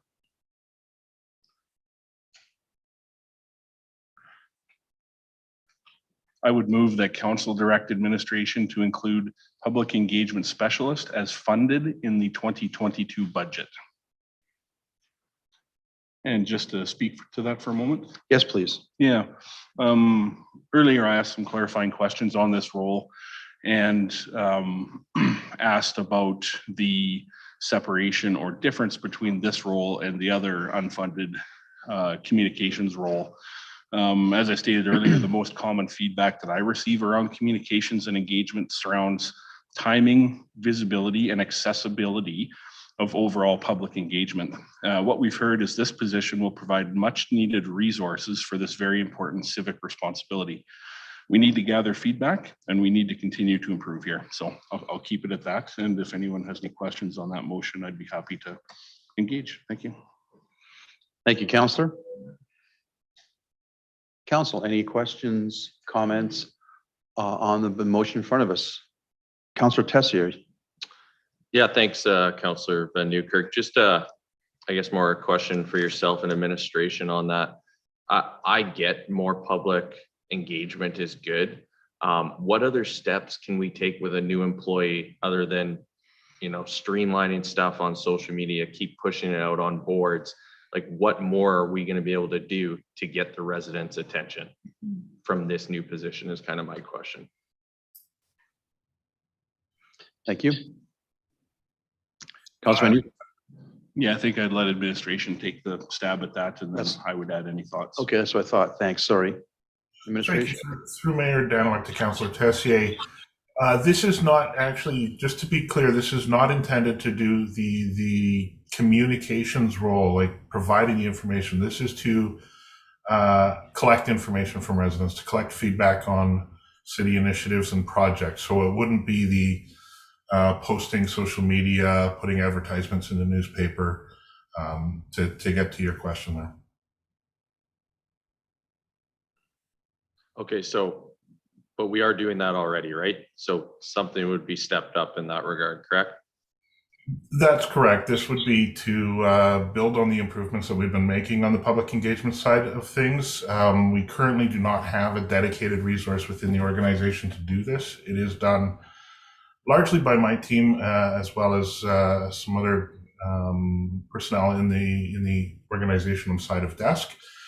I'd say we do well at it, but this would increase our game and provide some more consistent standards of public engagement to get better insight across the organization. Thanks, Mike. I appreciate that. Yeah, I just have a tough time supporting it when I see other ones that are needed. I agree that it is needed, and I've heard it lots too on that we need to be more engaged with the public and with those surveys and things like that. So I'm on the fence. Ms. Raymond, you have a comment? Yes, thank you, Your Worship. Just to chime in on what Mr. Berezowski was saying, this position will undertake the public engagement planning aspect of public engagements through the IAP2 spectrum. So they will help make sure that all the public engagement that's done across the city is done in alignment with Council's public engagement policy, the guidelines, and our requirements. So that will help provide that information back to the community, gather, and help us really get to the root of what people are looking for, right? Like we've heard time and again about people who have public engagement fatigue. We're not getting the types of people coming out to our various events. They're being held all in compressed timelines. People don't know about them. Properly planning the public engagement across the municipality is what this position is going to do and will enable us to execute it much better at all levels. Thank you. Next on my list is Councillor Miller, you have the floor, please, Ashley. Thank you, your mayor, through to Mike. I'm also kind of on the fence, and the reason being is I'm hearing that it will help with the public engagement and getting improved feedback from residents. I'm still not really hearing anything actually tangible. What is an example, would you say, of something that you want to do specifically that is not being done right now to improve the feedback? Ms. Raymond? Or Ms. Raymond? Sorry, Your Worship here. With that, I would say that right now, public engagement is one of those things being done on a one-off project basis. It's also still one of those tasks that's being done off the side of somebody's desk. Currently, long-range planning actually supports a lot of our public engagement activities. Having a public engagement person that could actually support this across the municipality will free up capacity within that area. If I were to say that there were things that we haven't done well, there are some examples of times when I'd say the public engagement has gone sideways. It costs us rework. We have to go back. We redo that public engagement. It takes time. Sometimes if we did public engagement well off the beginning, we would solve some of these issues earlier. We could have dealt with maybe some of the lights, some of those conversations that you hear a little bit sooner, having those throughout the onset of a project. As we're working through what recreation needs people have, what they really are looking for, versus what we think people want. And you're skimming the surface, right? When you're kind of doing it on that one-off. Okay. Allowing it to get more in depth is what this person would do. Okay, so sorry, just to reiterate and re-clarify what you're saying. Every department is kind of acting on their own and engaging in these with the public independently. So this person would oversee like an umbrella, all of that, and make sure that we're doing it, I guess, more efficiently with the public. Okay, that's all I need. Thank you. Next speaking will be Councillor McCook, followed by Councillor Barnhart, then Councillor McGough-Swain, then Councillor Tessier. Catherine, you have the floor. Oh, hang on a second. There you go. Thank you, Mayor. And thank you, Kendra, for clearing some of that up. I have to say I was on the fence as well. In regards to this position, I know our communications department has done a really great job in the past few years at ramping up that communication and really trying to make sure our residents are as aware of what's going on as possible. And Kendra, I know you kind of spoke to project specific, Mayor, through to Mike. Perhaps you can clarify, will this also engage residents just in regards to, life in Beaumont in general, how things are going, what they're enjoying, what they would like to see, or is it more project specific? Like as projects and things come up? Through the mayor to Councillor McCook, yes, it would include those types of citizen satisfaction surveys as well. Okay, thank you. Thank you. Councillor Barnhart. Thank you, Mayor. And as much as I can see the need for this, I would have to agree with the administration that it would fall below the line. It's a nice to have. It could certainly improve our services, but I think at this point, given where we are with the tax levy increases, I might reconsider this one down the line if we were actually able to find other sources of funding for our critical needs. But just so the rest of council knows, I won't be supporting this one. Thank you, Councillor. Councillor McGough-Swain, followed by Councillor Tessier. Sam, you have the floor. Yeah, thank you. And thank you, Councillor Barnhart, for speaking clearly opposed to this. That helps as we work through our motion. So thanks for being clear on that. So for me, having been here for 4 years, this has been a top priority that I constantly hear from residents around the public engagement. And I'll use the example of the Recreation Master Plan, that Recreation Arts Culture Master Plan. There was a third-party firm that executed that, and by far the best engagement that I've seen, the uptick on that. We got significant value out of that, and really a recreation master plan that put us on a path to execute what we were able to do. And that was because we got true feedback from the process. And again, nothing against the current communications group. I recognize, Mike, that, you've got some folks there and, looking at the budget, for example, you saw we had 23 people weigh in on that, or whatever that number was, it was minor compared to the 20,000 people that live in the city. And to have this specialty, I think, is absolutely crucial if we truly, care about wanting to get feedback from residents. Well, we can't expect administration to do it off the side of their desk. So I'm in supportive of this. I will have a creative question that I'm sure administration will shut down, but I want to go there. So the need for this role, I absolutely agree with. But the opportunity, is there an opportunity to bring someone in? And here I go again with the term position. But is there an opportunity to bring someone in, maybe for a couple of years to a specialized IP2 to really develop that skill set within the organization, and maybe build that capacity up internally, as opposed to a full-time NFT as part of that process. And again, where I'm going for that is, I'm wondering is it a body, is it a person that we need, or is it the skill set? And if it's the skill set that we just need specific folks in the organization, is it possible? And this is something that could be funded from different reserves to be able to, a one-time basis, going back to use your language, Curtis. Could this be something that be funded from reserves as a 2-year term to build up the capacity within the broader organization, bring that skill set in and build up that capacity, develop the structures, and then see if we can float from there. So maybe the first question would be to Mr. Berezowski there around, is it a skill set or is it a body piece, and then maybe a subsequent question to finance. If this is something that if it was a term position that was determined to try to bring in that increased capacity into the city, is that something that could be used through reserves for that one-time piece? So I'll start with you, Mr. Berezowski. Through the mayor to Councillor Munkoff-Swain, it's actually both, because it is being done off a side of desk. It is about a capacity issue as well as the skill set. Okay. That probably renders my question invalid down to the finance department, given the very strong from our communications professional who had the nail on the head. So I'll retreat back on that. As you know, I'm trying to figure out a way here, Mr. Mayor, on that. So just to tip my hat, I will be in support of this. I think this is a very crucial part of our city that we need to improve on, and I know that they'll do a great job here, so I'll be supporting the motion. Thank you, Councillor. Next speaking is Councillor Tessier, followed by Councillor Van Nieuwkerk, followed by Councillor Miller. Thank you, Mr. Mayor. You know what? As a resident and now on council, I have seen a drastic change in the communication process from the city, and that's from Mike and his team of total 4 people.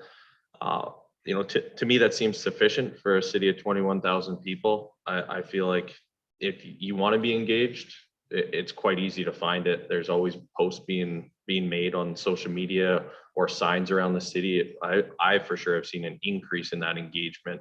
To Councillor Munkoff-Swain's point, when you guys contracted that contract service out, that's a huge project and really important to mold Beaumont down the road. I find that's a better direction and a better result when we have those bigger projects instead of hiring an FTE. I'll leave it at that, but I won't be in support of this motion.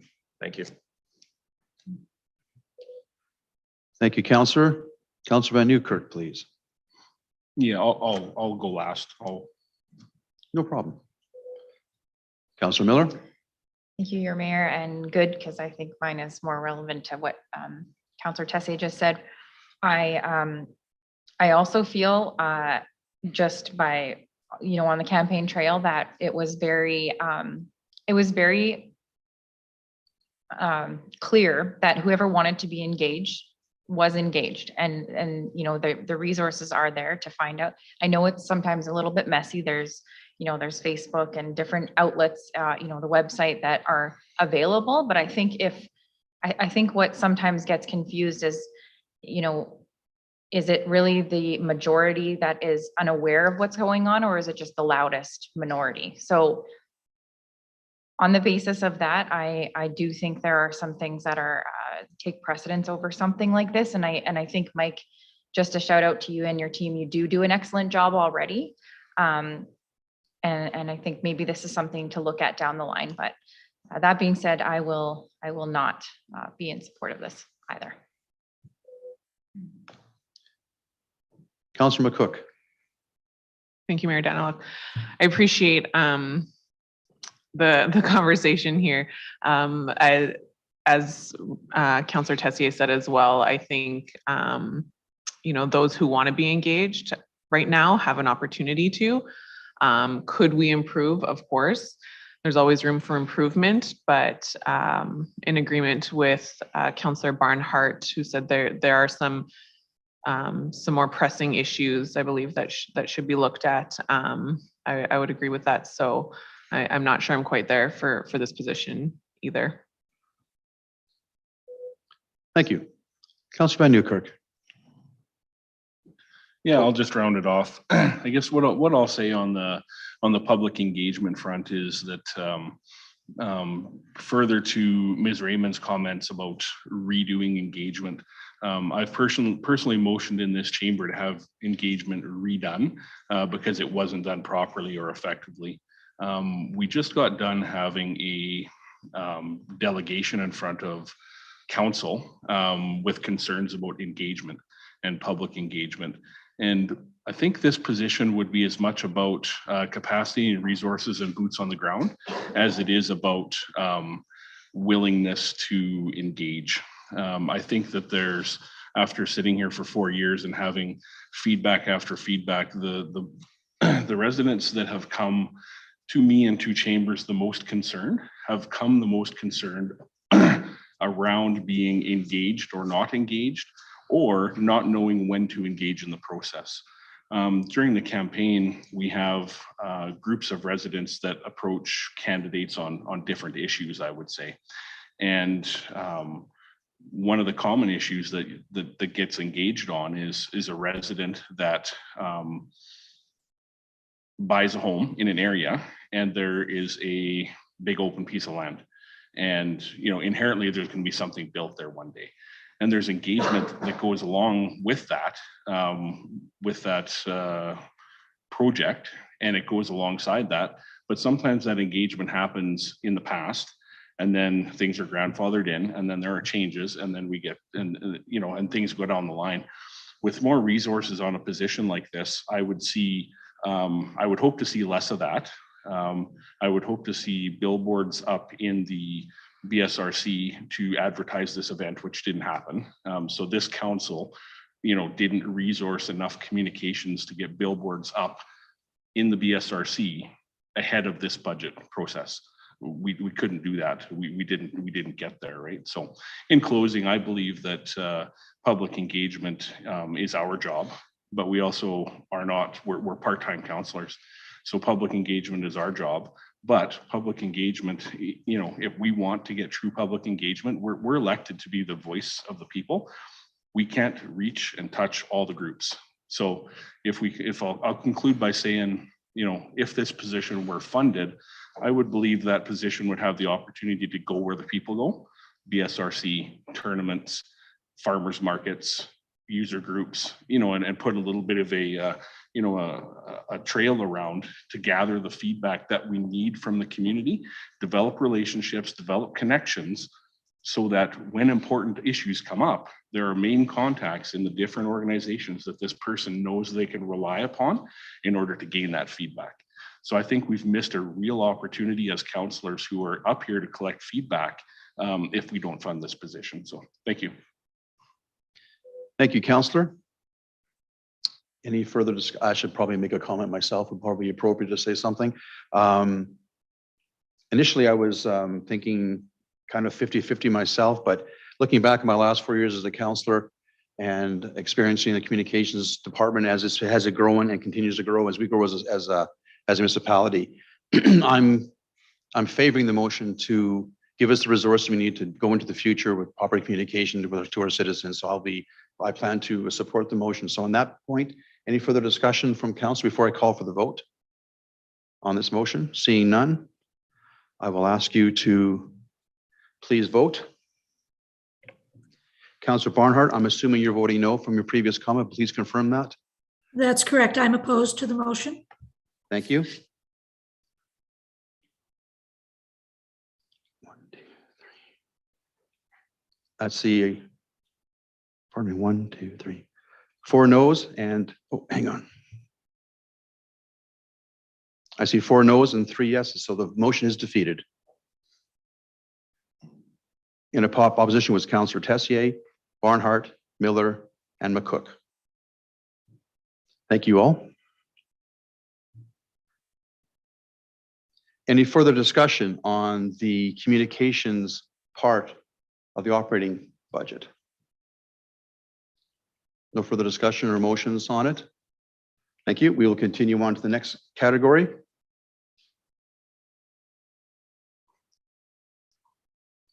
Corporate analytics and technology, internal service. Are there any questions, concerns, comments, motions from council on this section of the operating budget?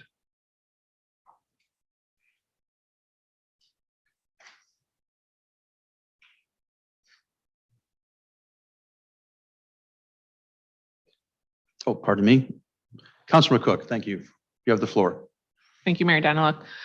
I just have a couple questions. Under innovations and efficiency, you guys have listed utilizing reliable data and analytics to aid in decision-making and develop open data strategy to drive innovation. In what ways are we leveraging that data to improve our services? So an example, as far as e-permitting and stuff like that, how far away from this are we? And how will it speed up our permit delivery times? Through your mayor to, I couldn't hear the counselor that asked that question, so I apologize. Apologies, McCook. McCook, sorry about that. So to answer your question about utilizing reliable data, once the e-permitting system is up, we'll be able to start collecting that. We're phasing that in, and the first phase is supposed to be launching in Q1 of 2022. As far as the open data, we have in our work plan that we will be providing to council a policy, but we need that policy approved so that we can actually start leveraging our current, what we have in our GIS database. You've seen a bit of it on our capital projects, very limited, but we do have a lot more data that we can display. However, I do need the policy in front of council, and then I can start leveraging our existing GIS data to be able to give that kind of information. We use it right now with all of our assets, as far as our, our below ground infrastructure, our linear assets. We have a lot of that already done, and we have a lot of work that we did last year through an FCF or FCM grant to do our road conditional scores. So we're starting to really leverage that to get into the planning mode that we're going to give to infrastructure for them to move forward with next year. Thank you. Thank you. Thank you. Yeah. Thank you, Councillor. Councillor Tessier, you have the floor. Hi, just a question on the service request portal. I did get some information via the council inquiry, and I did get some feedback from residents. I'm just ensuring with this new technology, when a service request comes in and it's closed and that email goes back, the resident actually doesn't get a defined response of what happened, how was it resolved, what happened to was it actually fixed? Or what was the solution to that? Will that happen now after this budget cycle?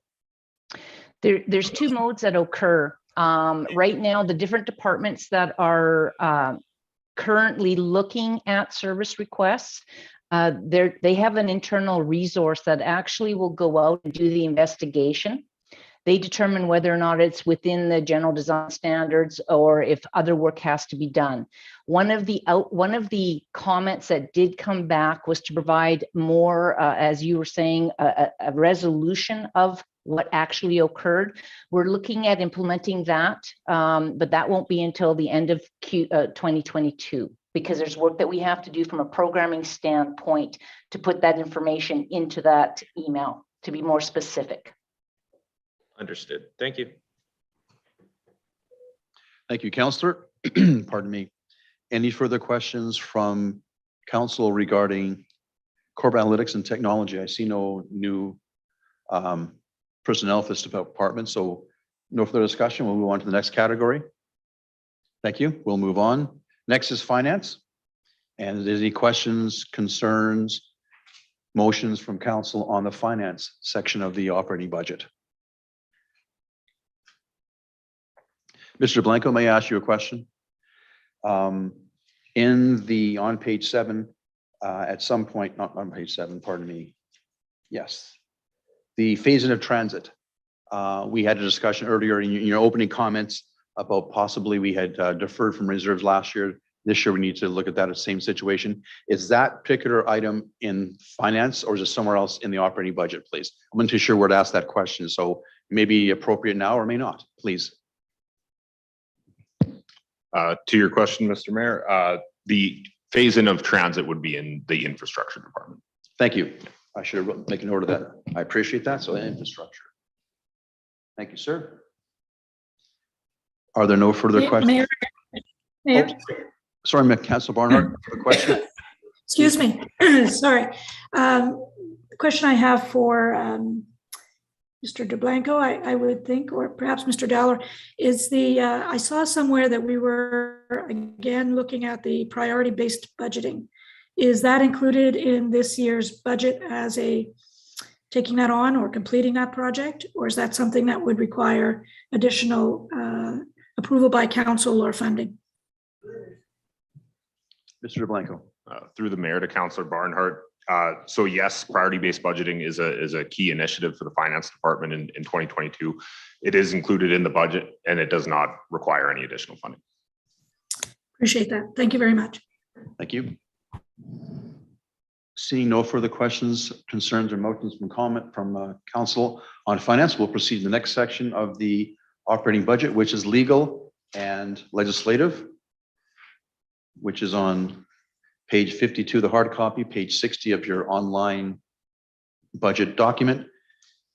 Any concerns from council, questions or motions for legal and legislative services? I see no additions for personnel in this category, so any questions? Seeing none, we'll move on to the next category. Oh, pardon me. There's one. Sorry, Mayor. I apologize, sorry. That's okay. I know this is tough. There actually were 2 additional FTEs, but this was in the some of the questions that some of the councillors and myself were asking, that from 2021 to 2022, there were actually 2 new positions added to this department. And I realize it's a new department. My question to the head of this department, and I'm getting a little mixed up as to who that might be. I think it's Sandy, but correct me if I'm wrong. Could you explain how this is going to increase efficiencies in the city of Beaumont?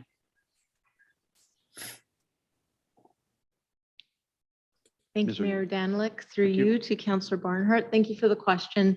I am Sandy Vijaya, the Director of Legal and Legislative Services, which is a new department, as you pointed out. In terms of increasing efficiencies, I think the best way to explain is to say there's 2 things happening. We are consolidating a number of projects, work, ongoing priorities that exists throughout the corporation into a single department. So it's a reallocation of some existing resources. And then there's also supplemental work being done.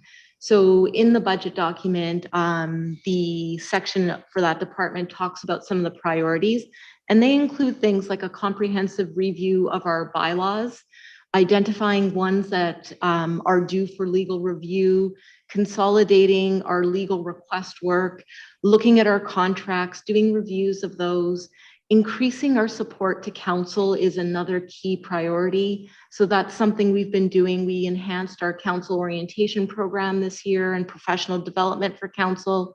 We're reviewing the governance structure as a whole. We plan on bringing updated meeting procedures bylaw, looking at our public hearing procedures, and a number of other areas where the city is vulnerable to legal challenges, legal disputes, or just not where we would like to be as a community in terms of our practices and meeting those governance best standards. So that would be the very brief version, but I'm happy to answer any further questions. No, I do appreciate that.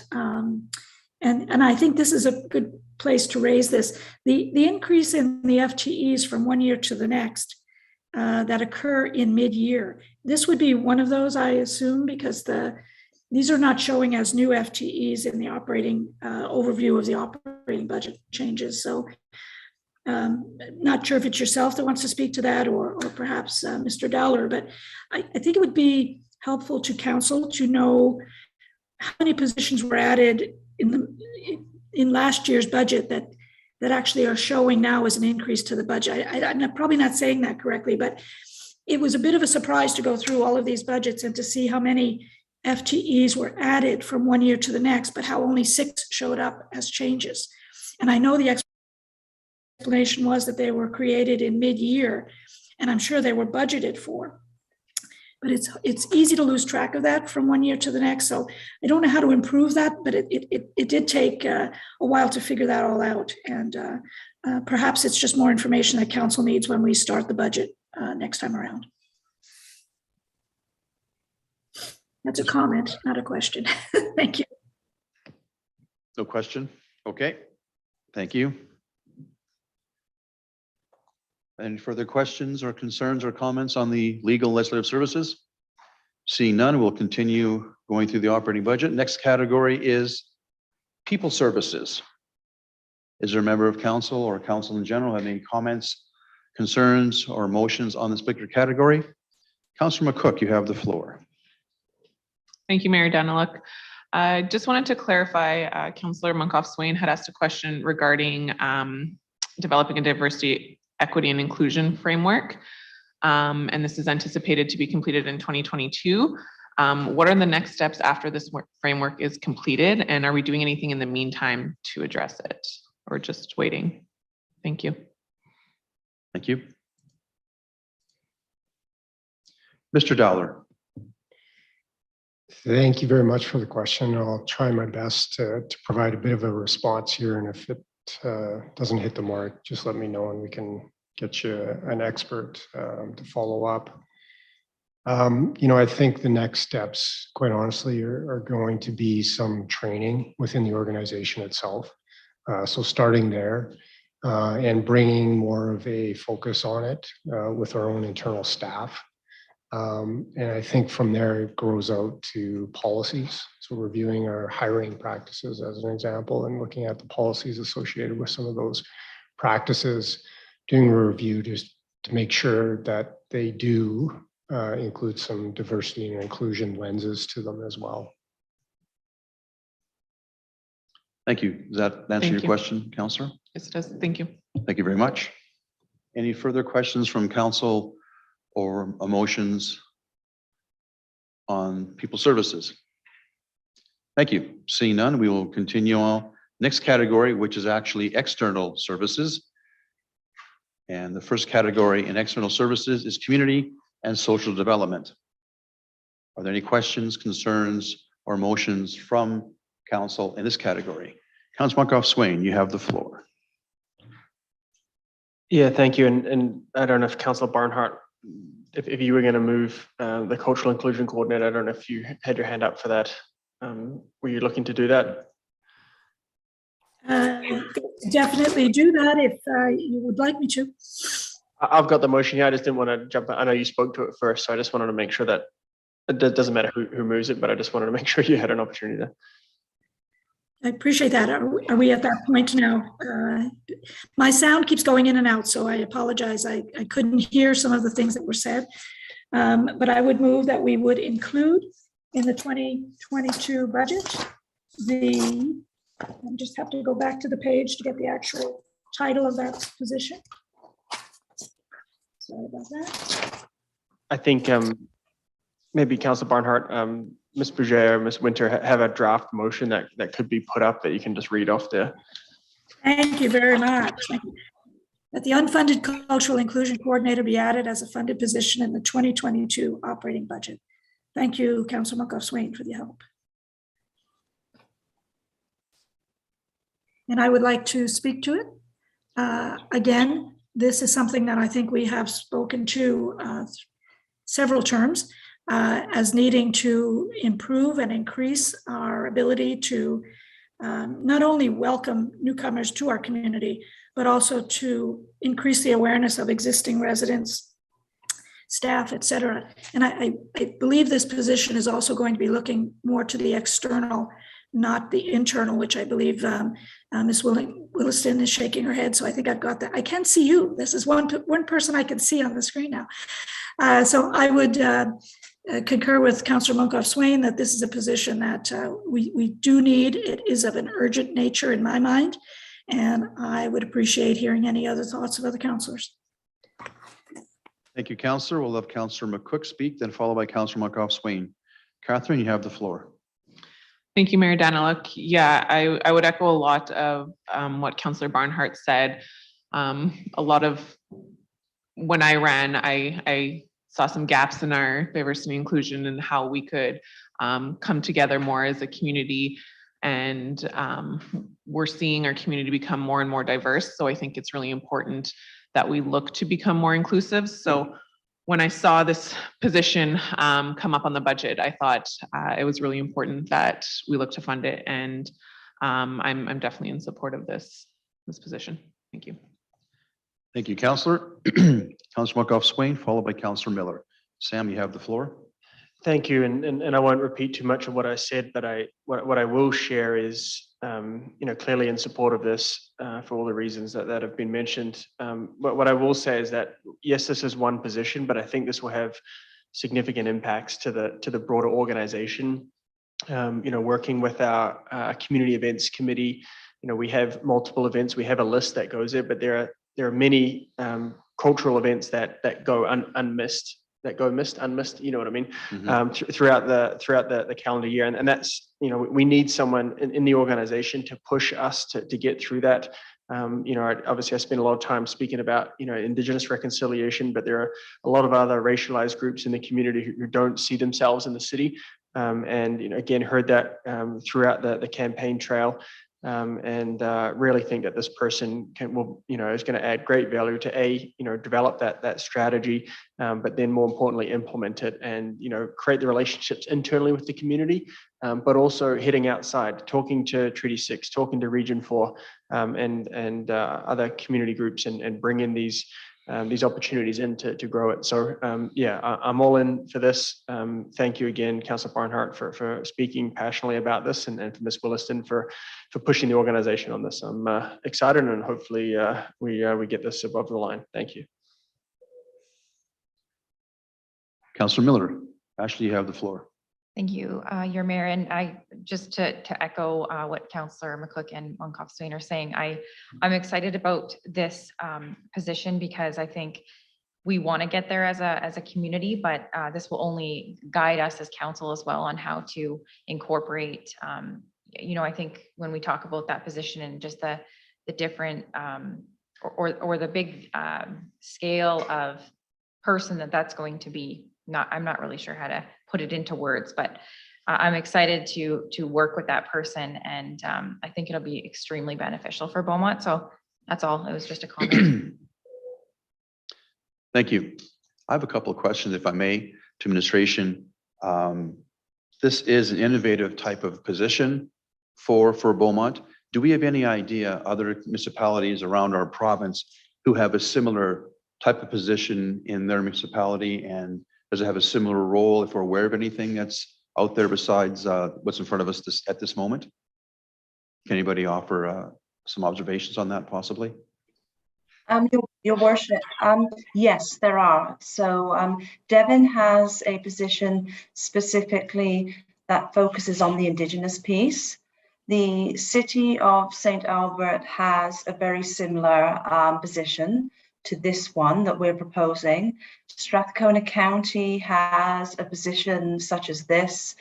Fort Saskatchewan has a position, and Spruce Grove has a bit of a hybrid type of position. So absolutely, I've consulted with those municipalities in putting together this submission. So very much looked at what's out there, what we can learn from, and then what we can develop and make our own. Thank you, Ms. Wilson, for that feedback. I'll yield the floor to Councillor Van Newkirk and then Councillor Tessier, and I'll have a follow-up comment at the end. Councillor Van Newkirk, please. Yeah, thank you. I think that, well, thanks, Councillor Barnhart, for putting this motion forward. I think that should this motion be supported, that this provides the two in a 1-2 punch for community and social development, and shows real commitment from council to recognize the issues and that the community has faced, not only over the last 20 months, but as the community becomes more diversified and sometimes more fragmented, because there are groups of people that form, and I truly believe that there's a whole bunch of missed connections in Beaumont.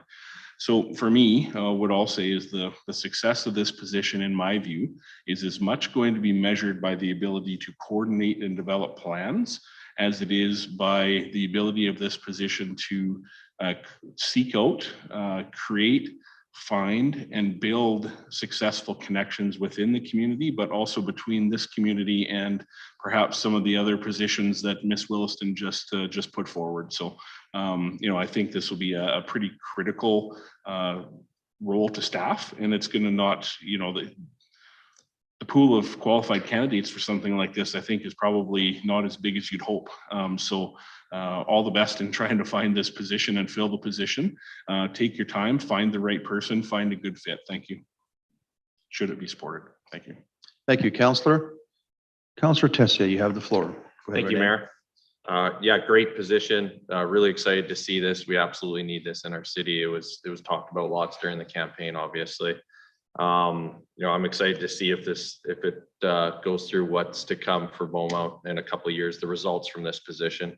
I just have one specific question. Why was the supervisor of FCSS needed that much more than the cultural inclusion coordinator via the funded one versus the unfunded one? Ms. Wilson.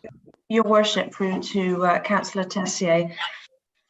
These are both important positions, very important positions. Obviously, the cultural inclusion coordinator is probably more tangible of a position in that people can understand the benefits that this will have within the community. The supervisory position provides the support to potentially this position and the other frontline social workers to be able, myself as the director, to look at more of the strategic direction for the long term for Beaumont as it speaks to the social sector. So I hate to compete and compare. I think they're both very valuable positions, and I actually think they go hand in hand. Great, thank you. Yeah, I see that there's no manager or supervisor for that side of the org chart. So understood. Thank you for answering that. Thank you, Councillor. One last question, Ms. Wilson, if I may. This position will be difficult to measure the success of it. So how do you anticipate measuring the success of the position based on the comments? A lot of comments are very positive on this position. How do you anticipate measuring the success of the position and the initiative we're trying to accomplish with this position, please? Your worship, that's a very, very good question, and something that I have given thought to. We will need to build in evaluation into this position. To me, it's going to be about what the public are telling us, how we're responding to the different needs of the community. So I'm going to be really looking at, as the director, what the relationships, how they're being built. I'm going to be looking for feedback from the community, particularly some of the, the marginalized groups, the racialized and the Indigenous groups. So I think, as Councillor Barnhart pointed out, this is a very relational position. This is a position that we are going to be relying on feedback and input. It's going to be a very collaborative process. That's hard to quantify, but I think we're going to be developing some pretty clear outcomes and measures on this once we develop the framework. Thank you. I appreciate that. Are there any further comments from council before I make a final statement? Thank you. I appreciate all your comments. I'm also quite interested in this position. I think it has a lot of merit going forward. Beaumont's always been a very progressive city. The last council, I think, demonstrated that in numerous ways, that we are looking at doing new things, doing different things. And by the sounds of it, very few other municipalities have this position. So having us do this going forward puts us in a group of elite municipalities who are doing something different on inclusion. I believe, member of administration, you mentioned the other day that I think our most commonly spoken second language in Beaumont is actually Punjabi, which I didn't know that until recently. So that demonstrates the diversity of our community. And I think this position will enhance all members of our community. So I'm pleased to support the motion as well. So having said that, seeing no further comments from council, I will request the vote. And Councillor Barnhart, would you please state your vote verbally, please? I am in favor, Mayor. Thank you. Council, please vote. And that passes unanimously. Thank you very much, Council. Councillor Barnhart, thank you for your motion. Continuing on with community and social development, this category also includes in the funded positions, the supervisor of family community support services under the FCSS. So I'm going to assume, unless we have any comments on this particular position, I'm going to assume that we are accepting of this part of the operating budget. Any concerns on that position? It is a funded one identified in the tax levy. Just so we're clear. Okay. Seeing none. Thank you, Council. We will go on to the next section of the operating budget, which includes economic development. Are there any members of council wishing to make a comment, statement, or have questions, or wish to make a motion on this category, economic development? Councillor Van Nieuwkerk, you have the floor. Go ahead, Steve. Yeah, thank you. Just hoping that we can get a little bit more from economic development, just speaking in support to just hammer home what we're going to get for the proposed economic development position here. Please, thank you. Are you referring, Steve, to the manager of growth and investment? Yes. Thank you for clarifying. Sorry, I didn't that. have that title Nope. in front of me. Thank you for clarifying. I appreciate that. I'm assuming Mr. Mackin may want to speak to this, or Mr. Dowler or Mr. DeBlanco possibly. I'm assuming, Rob, if you're on the phone, I'm assuming you'll speak to this. Certainly.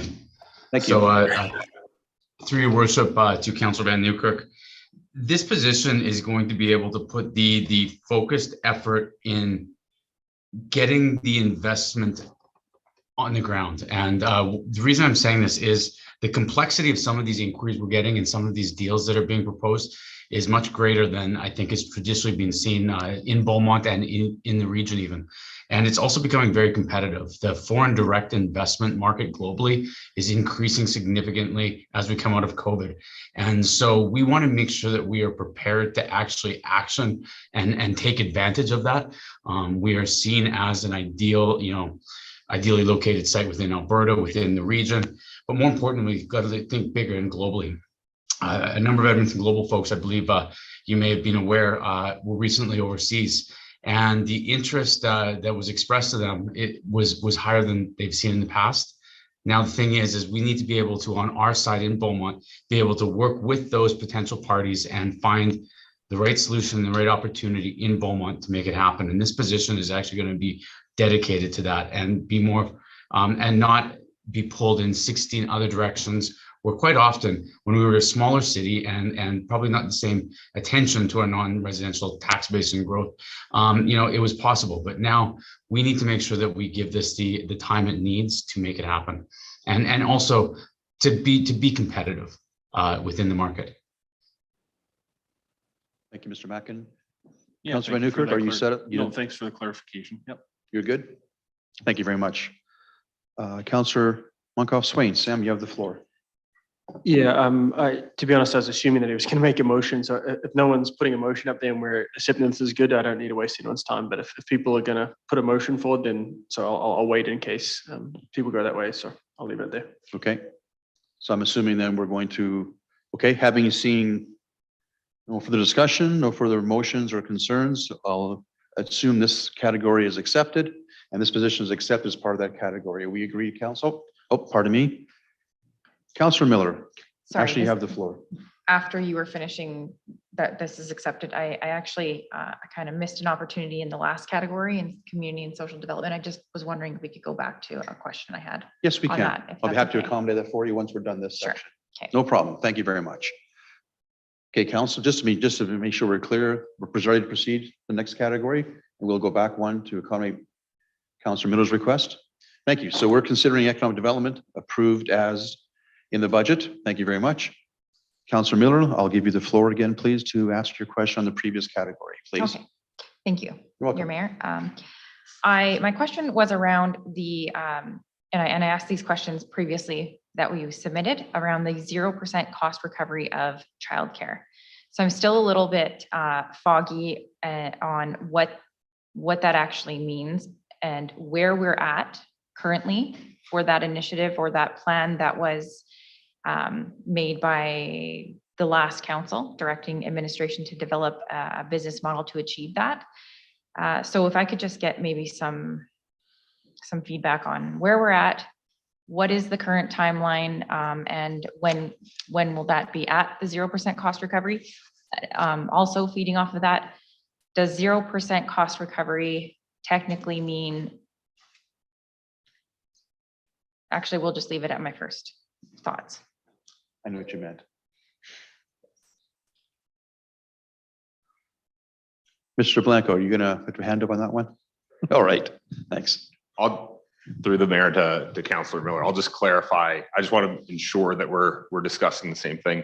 So 0% cost recovery would mean the entire service of childcare was funded by the tax levy. 100% cost recovery would mean that the fees that parents pay for childcare would cover all the costs. So I just want to make sure we're talking about 100% cost recovery as opposed to zero. Sorry, Go ahead, I believe the way it was presented in the motion on January 8th, 2020 was it was 0%. If I'm wrong, that's, I thought it was a 0% cost recovery, meaning that it wouldn't be subsidized by the taxpayers. Which is 100%. Which is 100%. It may just be the verbiage that I have wrong. So if there was no subsidy provided by the taxpayers, that would mean it would be a 100% cost recovery. Okay, so then we'll go with that. So where are we at on the 100% cost recovery?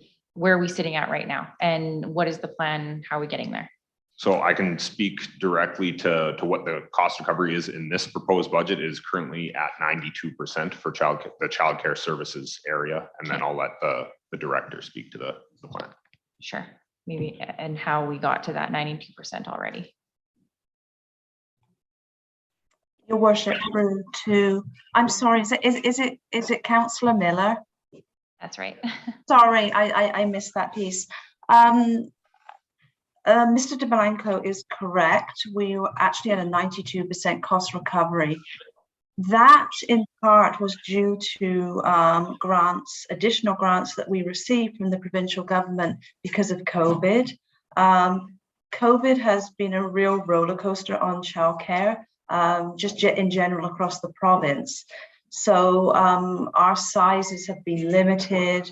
We have particular cohorts depending on age groups. And so we did receive from the provincial government significant grants, which enabled us to get to that 92% cost recovery.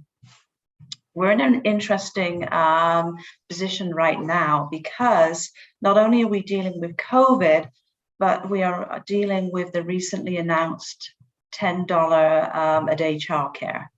And so that will need to be factored into any cost recovery as we move forward into 2022. We don't entirely know what that looks like. We're examining the documents that we've received. And so we need to do a little bit more work on what that's going to look like, how that's going to impact any revenues that we receive from the provincial government. The goal is always to work towards 100% cost recovery, but without really getting the details on some of the provincial revenue, that's going to be hard, but that is something that we plan on looking at addressing in 2022. Okay, and thank you. I appreciate that response, and I agree. It's with the $10 a day coming into a factor. I think it's up in the air for everybody of how that's going to work. So, and just to be clear, once the 100%, putting the $10 thing aside, because we don't know how that will work right now. Once the 100% is met, just to clarify, there is still funds that the city for people services, for accounting, et cetera, that is being utilized for childcare, correct? Correct. There are. I'm sorry, I'm getting feedback here, but there are internal costs that are attributed to the childcare services budget. Yes.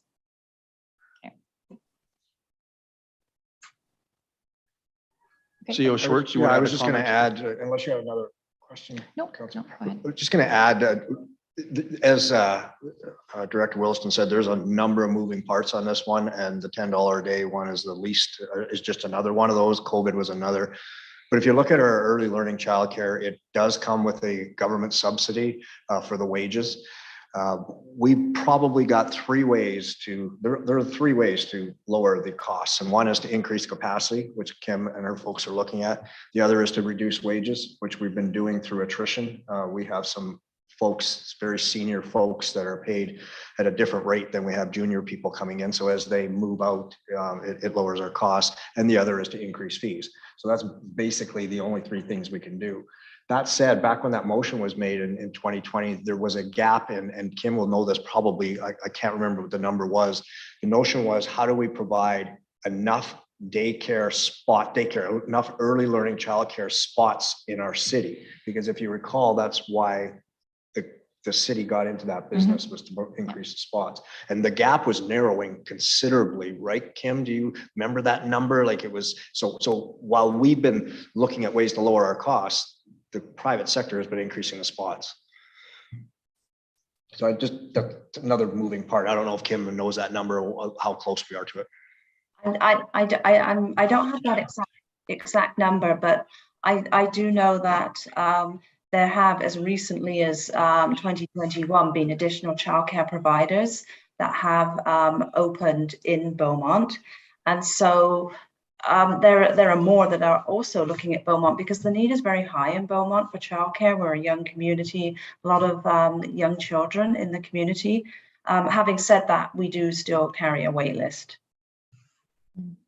Okay, and thank you guys so much. And I just want to be clear on where this came up in the campaign, and it became an issue with, or maybe not an issue, but something that was brought to my attention by quite a few parents. So I did a lot of, I tried to educate myself on this process, and by all means, having kids of my own in childcare for 6-7 years, I completely support childcare 100%. I just wanted to understand more of how much the city is funding towards this, and given the increase in these private businesses, childcare businesses, I'm unsure if we need to continue going down that route, and if there could be cost savings that we could utilize somewhere else within that. So I'll leave it at where the plan is right now. Brought in by the last council. The $10 a day thing being something that has to be factored in. And so I think that's satisfactory right now for me. I just wanted to kind of elaborate as to why I was questioning this. So thank you.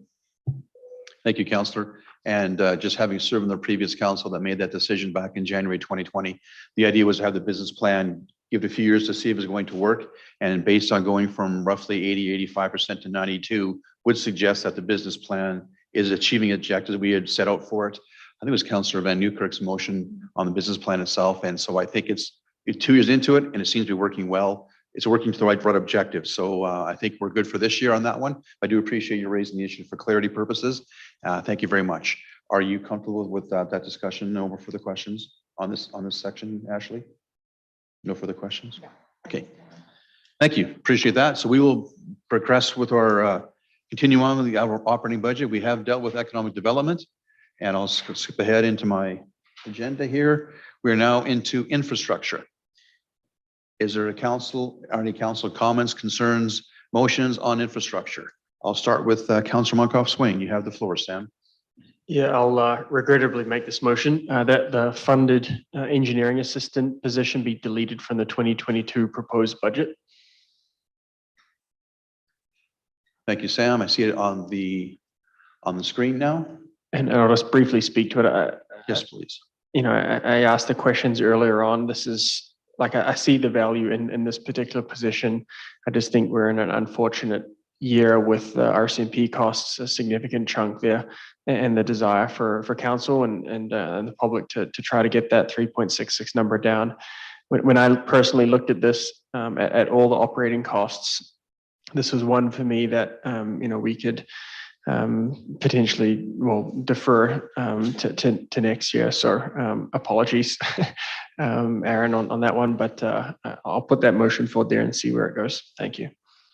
Thank you, Councillor. I'll ask for questions from council on the motion in front of us. Councillor Tessier, you have the floor. Go ahead, Renee. Thank you, Mayor Daniluk. You know, I'm working through the budget. I've debated this one as well. It's, you know, it's Aaron, right? I'm trying to remember the names. You know, you made some valid points. I just, you know, we don't want to increase the taxes when we don't have to. I think this is a position that's needed, but just not this year. So I would support deleting that position as well with Councillor Monkoff-Swayne. Thank you. Councillor Van Newkirk, you have the floor. Go ahead, Steve. Yeah, budget, I see budget as about a push and a pull. And, you know, some people say sucking and blowing. So, you know, when you're looking at a position like this and the value to the organization, you know, administration sat up here and they explained what the value of this position to the organization is, and we all heard it. So the consequences of a decision like this are when administration comes to us and says, we're behind on permits, people are hollering, there's not enough people around to do this, and council's going to say, you know, be better, do more. You know, that's the decision we have to own. But as I said off the front end, and this is my but, is, you know, it's about push and pull. So for me, when I'm working through the budget, I just voted to support an unfunded position. So that means that some other funded position or some other way, I pushed one on, so we pull one off. So I really don't want to support this, but you know, what I'm doing right now is deciding which position was more important to me. And so I've prioritized the cultural inclusion position over this one. So I will support this motion, but I just need to remind council that when administration sits up here and says that we're not meeting targets, we're behind, and when you get complaints from residents about not meeting permit, we own that decision. So that's all I'll say. Thank you. Thank you, Councillor. Councillor Monkoff-Swayne, followed by Councillor Miller. Sam, you have the floor. Just very briefly to speak to that, recognize the point. I think to reiterate what I said earlier, it sounds like the department is going through a larger review. I want to get feedback from not just within the department, but from the community, and we'll have some motions on that down the road. My thought process here is let's figure out what the concerns are, and maybe it's an admin that we need, or maybe it's actually more boots on the ground out in the field. So instead of funding this now, I'd rather do the review, let the department go through that process, and then I'll be happy to support this because recognize this as an issue, but I want to identify some of the root causes first. So thank you. Thank you, Councillor. Councillor Miller, you have the floor. Ashley, go ahead. Yeah, so this one is a tough one for me, and I gotta say, Mr. Van Nieuwenkirk's, or Councillor Van Nieuwenkirk's analogies they just totally put it into perspective with the sucking and blowing. So thank you for that, but I don't know, I'm on the fence with this one. I don't like the fact that even adding this position is just, as you said, Aaron, to maintain. I don't want to fall behind. I heard this a lot on the campaign trail about the red tape and the lengthy time it takes to get permits, etc.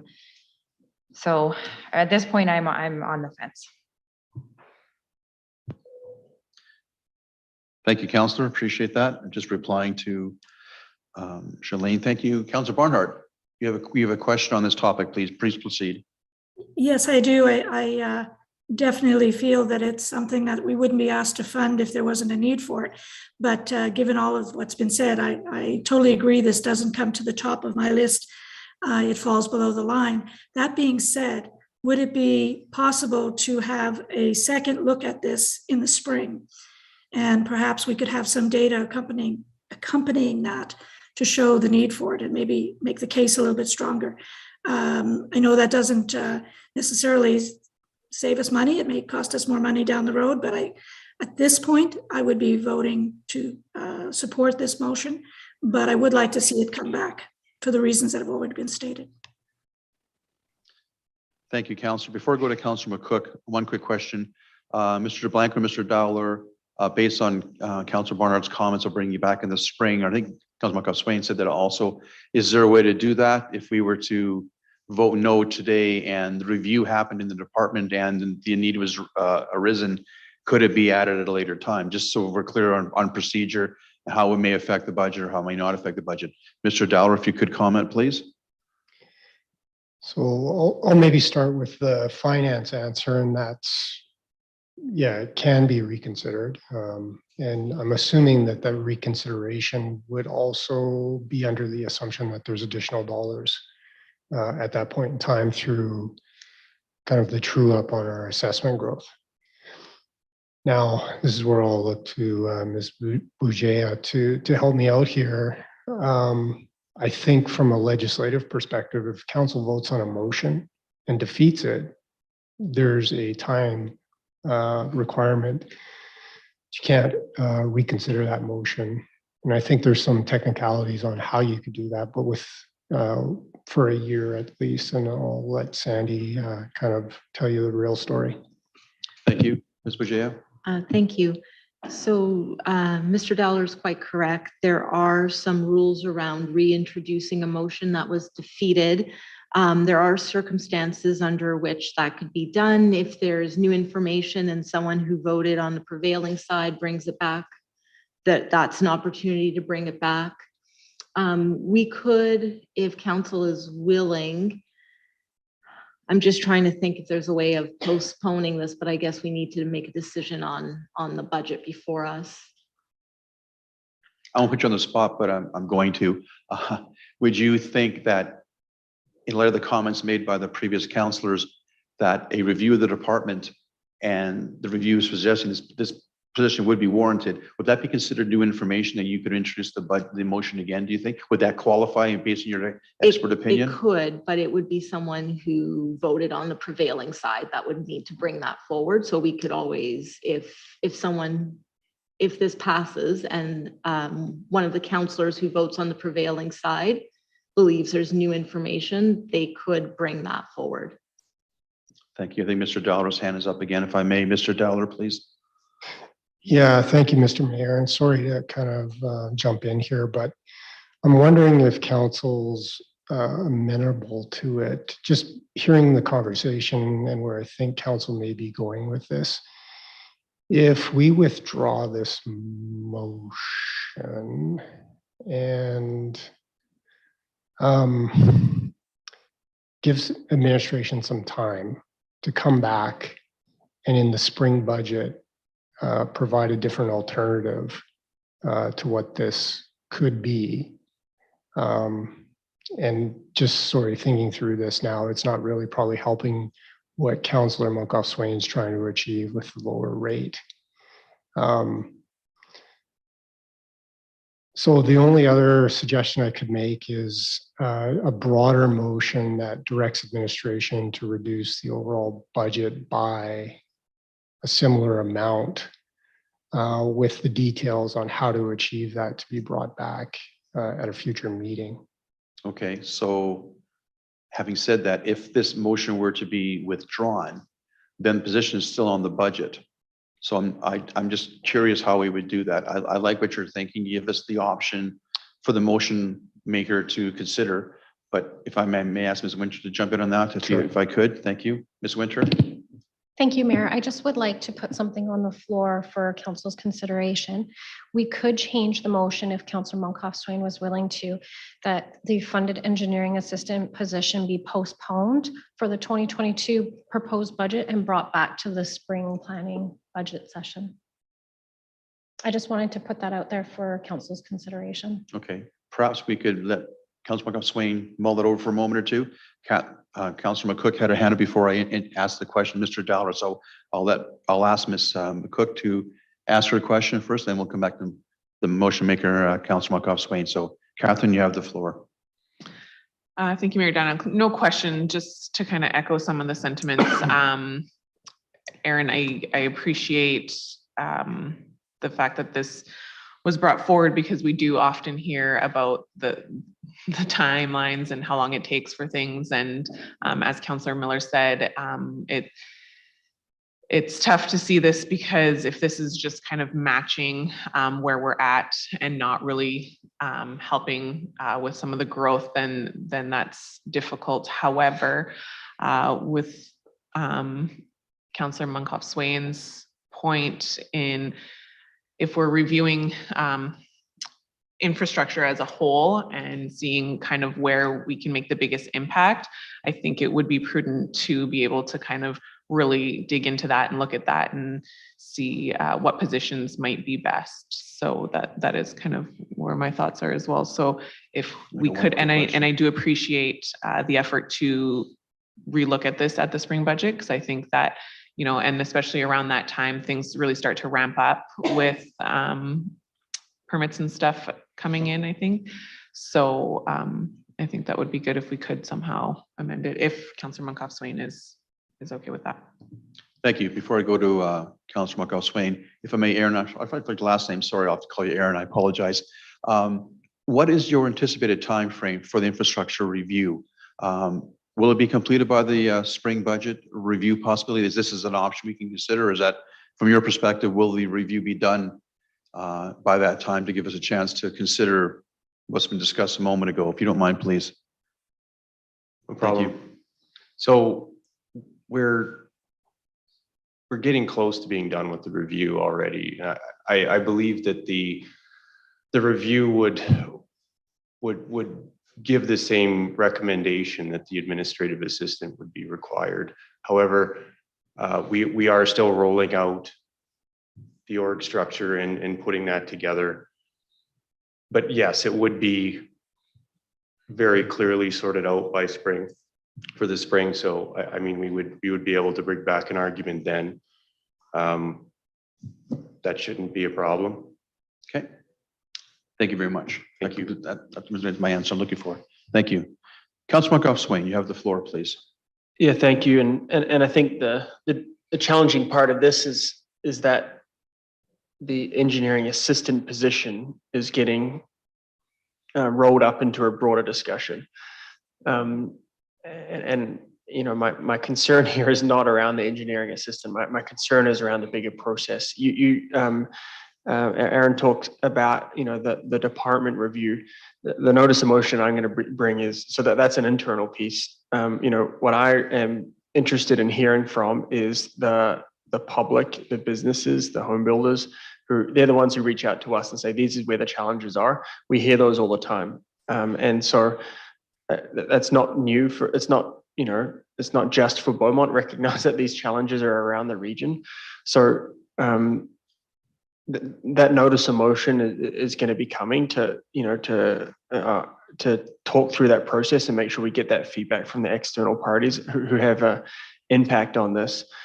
To speak to process, you know, I get, you know, the rules around it, but if this motion passed, you know, you can work around the rules if in spring budget come back and you're looking for an adjustment and, you know, call it whatever you want, right? Like it's, it's specific enough in this position here. But if you come back in the spring, then, call it something else and we can work our way around that. We've got quality legislative clerks here that help us through that. So I don't want to remove the motion. I want to keep it here.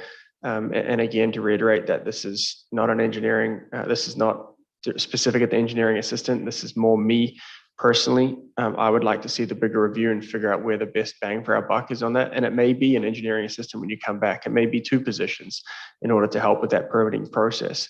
We've got that opportunity in the spring budget. So I want to keep this motion here. And then, ultimately that'll follow up with a regular notice of motion outside of the budget process to talk about the permitting challenges in the city. So, and I recognize it's not just your department, Aaron, we're working with planning as well. So my preference is to leave it here and I'll let council vote whichever way they want, clearly. Thank you. I appreciate that. I'm sorry, Aaron, I have one more question if you don't mind. If you could join us on the mic again, I apologize for that. I should stay just in case, but I apologize. Thank you for the accommodation.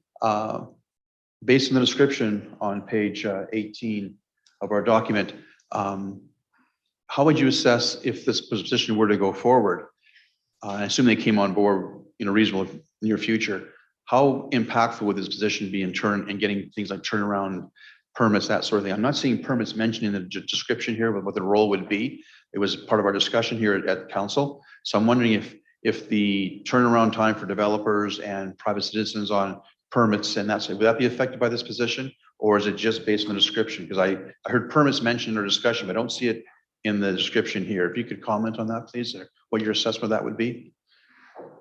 Yes, thank you, Mayor. So it's development and engineering together. I mean, it's the team works.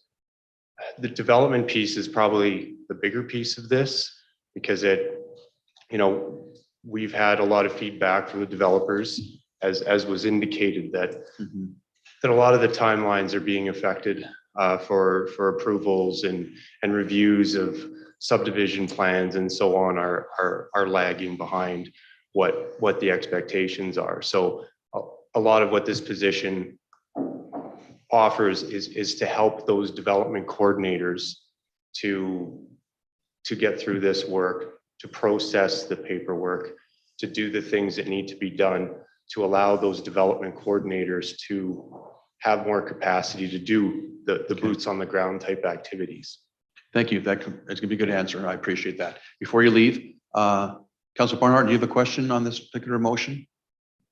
Thank you, Mayor. I don't have a question. I'm just really feeling myself kind of caught here because I'm relying on something else to come back later to get the answers that I want.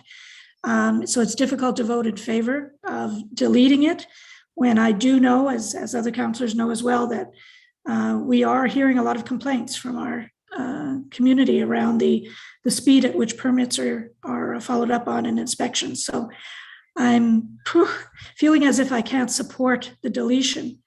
On the other hand, I'm really not ready to support it. So I just wish Councillor Moncalves-Swain would reconsider and change it. But I'm at this point thinking I have to vote against the current motion. Okay, I'll call the motion. I'll call for the vote in a moment here. Are there any further questions? I see Sam. I'll get to you in 1 second, Sam. Any other questions for anybody on this particular motion? Thank you, Aaron. Sam, you have the final comment before I will call for the vote. Oh, sorry, my mistake. Pardon me. There you go. Yeah, I'm curious, Councillor Barnhart, you wanted me to reconsider the motion. I'm just curious around what value that would have. I'm willing to listen, but I'm not sure what it would do. If we so let me rephrase that. If I took this motion out or deferred it, then it's still within the budget. No, to unfund it in this budget. Sorry, I didn't mean to cut you off, but to basically to defer approval of this position until the spring. And I think it could be reworded in such a way that we wouldn't be approving it in this budget, but we'd be deferring the decision until the spring. And sure, and Ledge, help us out here. All I'm saying is that come back in the spring, call it something different and bring that position forward in spring budget.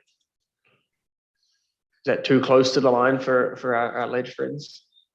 It does. I'm not opposed to it that way. I just to defer it. I'm okay with that motion as long as administration recognizes what we're trying to do here, that it's out of that initial piece. Yes, please, Ms. Mejia. I think what I would encourage council to do is just to be as clear in their direction when passing a motion as possible. So if the intention is to bring it back for reconsideration in the spring, it does make sense to reflect that in the motion that council passes. If we just delete it from the budget, it's really then the onus is on a member of council to bring it back. So you are putting administration in a bit of a difficult spot. That would be my only caution. Of course, council is the master of its domain, but you asked for my 2 cents, so. Yeah, no, and I appreciate that. And again, to Councillor Barnhart's point, this is difficult because it's talking about an upcoming motion, that a notice of motion, and then discussion on that around that whole process and how we improve that. And if the results, I don't know if the spring is enough time to be able to get all that information. So to just defer it seems, without asking for direction, to me, it seems like we're asking more for, council needs to be clear to infrastructure what we actually want from you to be able to come back. In order for us to be able to get to a spot to approve this position, you need more than just a motion that says to defer it. What does that mean? You're just going to bring it back in spring and say, try again, right? Whereas a notice of motion process that's going to come and may get defeated or not, that'll hopefully give clear direction around the review that I would like to see around that whole department. So that's why, Councillor Barnhart, that's why I want to stick with this motion, take it out of this, and we'll see where the notice of motion goes down the road. Okay, before we go any further, I've been asked for a 5-minute recess, administration to confer. So I will declare a 5-minute recess and we'll come back and begin with Councillor Van Newkirk's question. And we'll finish off with Councillor Swain's last comments. 5-minute recess, please. Thank you.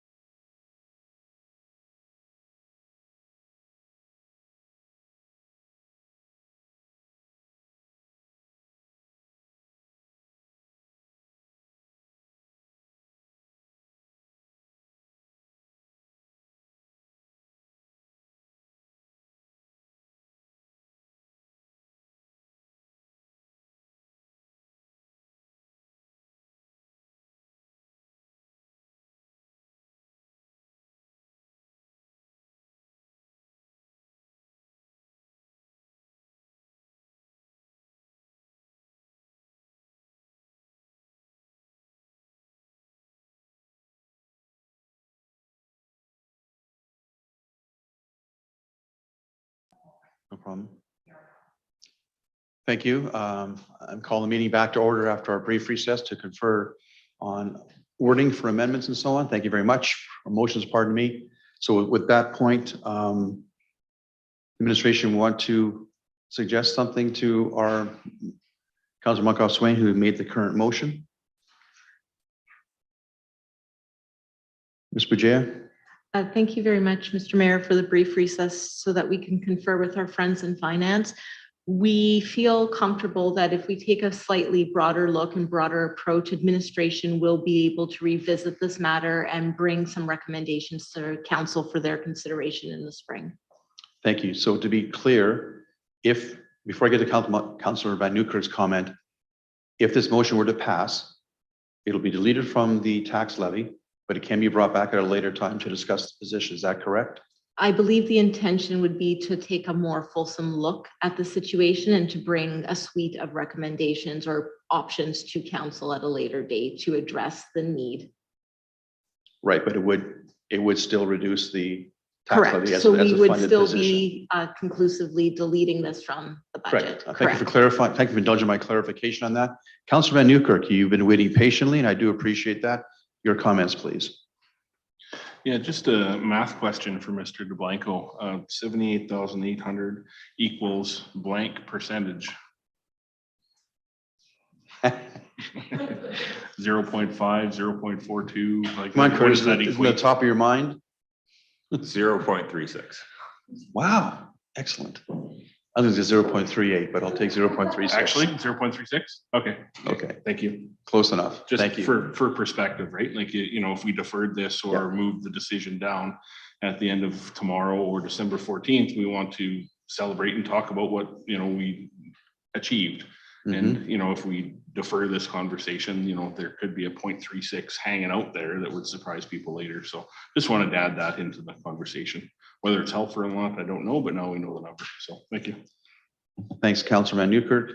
Councilor Monkoff Swain, I'm thinking you have the last comment, then we'll move along with the motion, please. Yeah, I'll close it. Firstly, thank you for taking the time to look through that. I appreciate that. And I just want to speak finally to, this is not about a 0.36 percentage save in the budget. This is, for me, is about looking at the bigger picture and recognize that administration hears that. And I absolutely want to put some dollars towards this. I just don't think we can solve it here in this one spot. So that's why that motion is there. And hopefully people support that. Thank you. I appreciate that final comment. I do appreciate it's not just about the money, it's more about the process and the overall objective, which I understand. So just to be clear, council, I'll ask the motion, I'll vote in a moment here, but if the motion does pass, it will reduce the tax levy by approximately 78,000 as far as the 2022 budget is concerned. So on that note, I will call for the vote. Councillor Barnhart, may I have your vote verbally, please?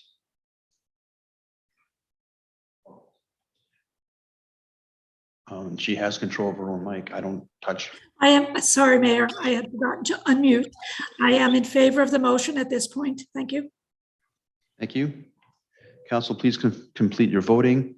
Thank you. It does pass 7-0 unanimously in favor of the motion. Thank you, Council. Appreciate that. Now, with that in mind, I had a brief chat with a couple of people here. It's already 9 o'clock.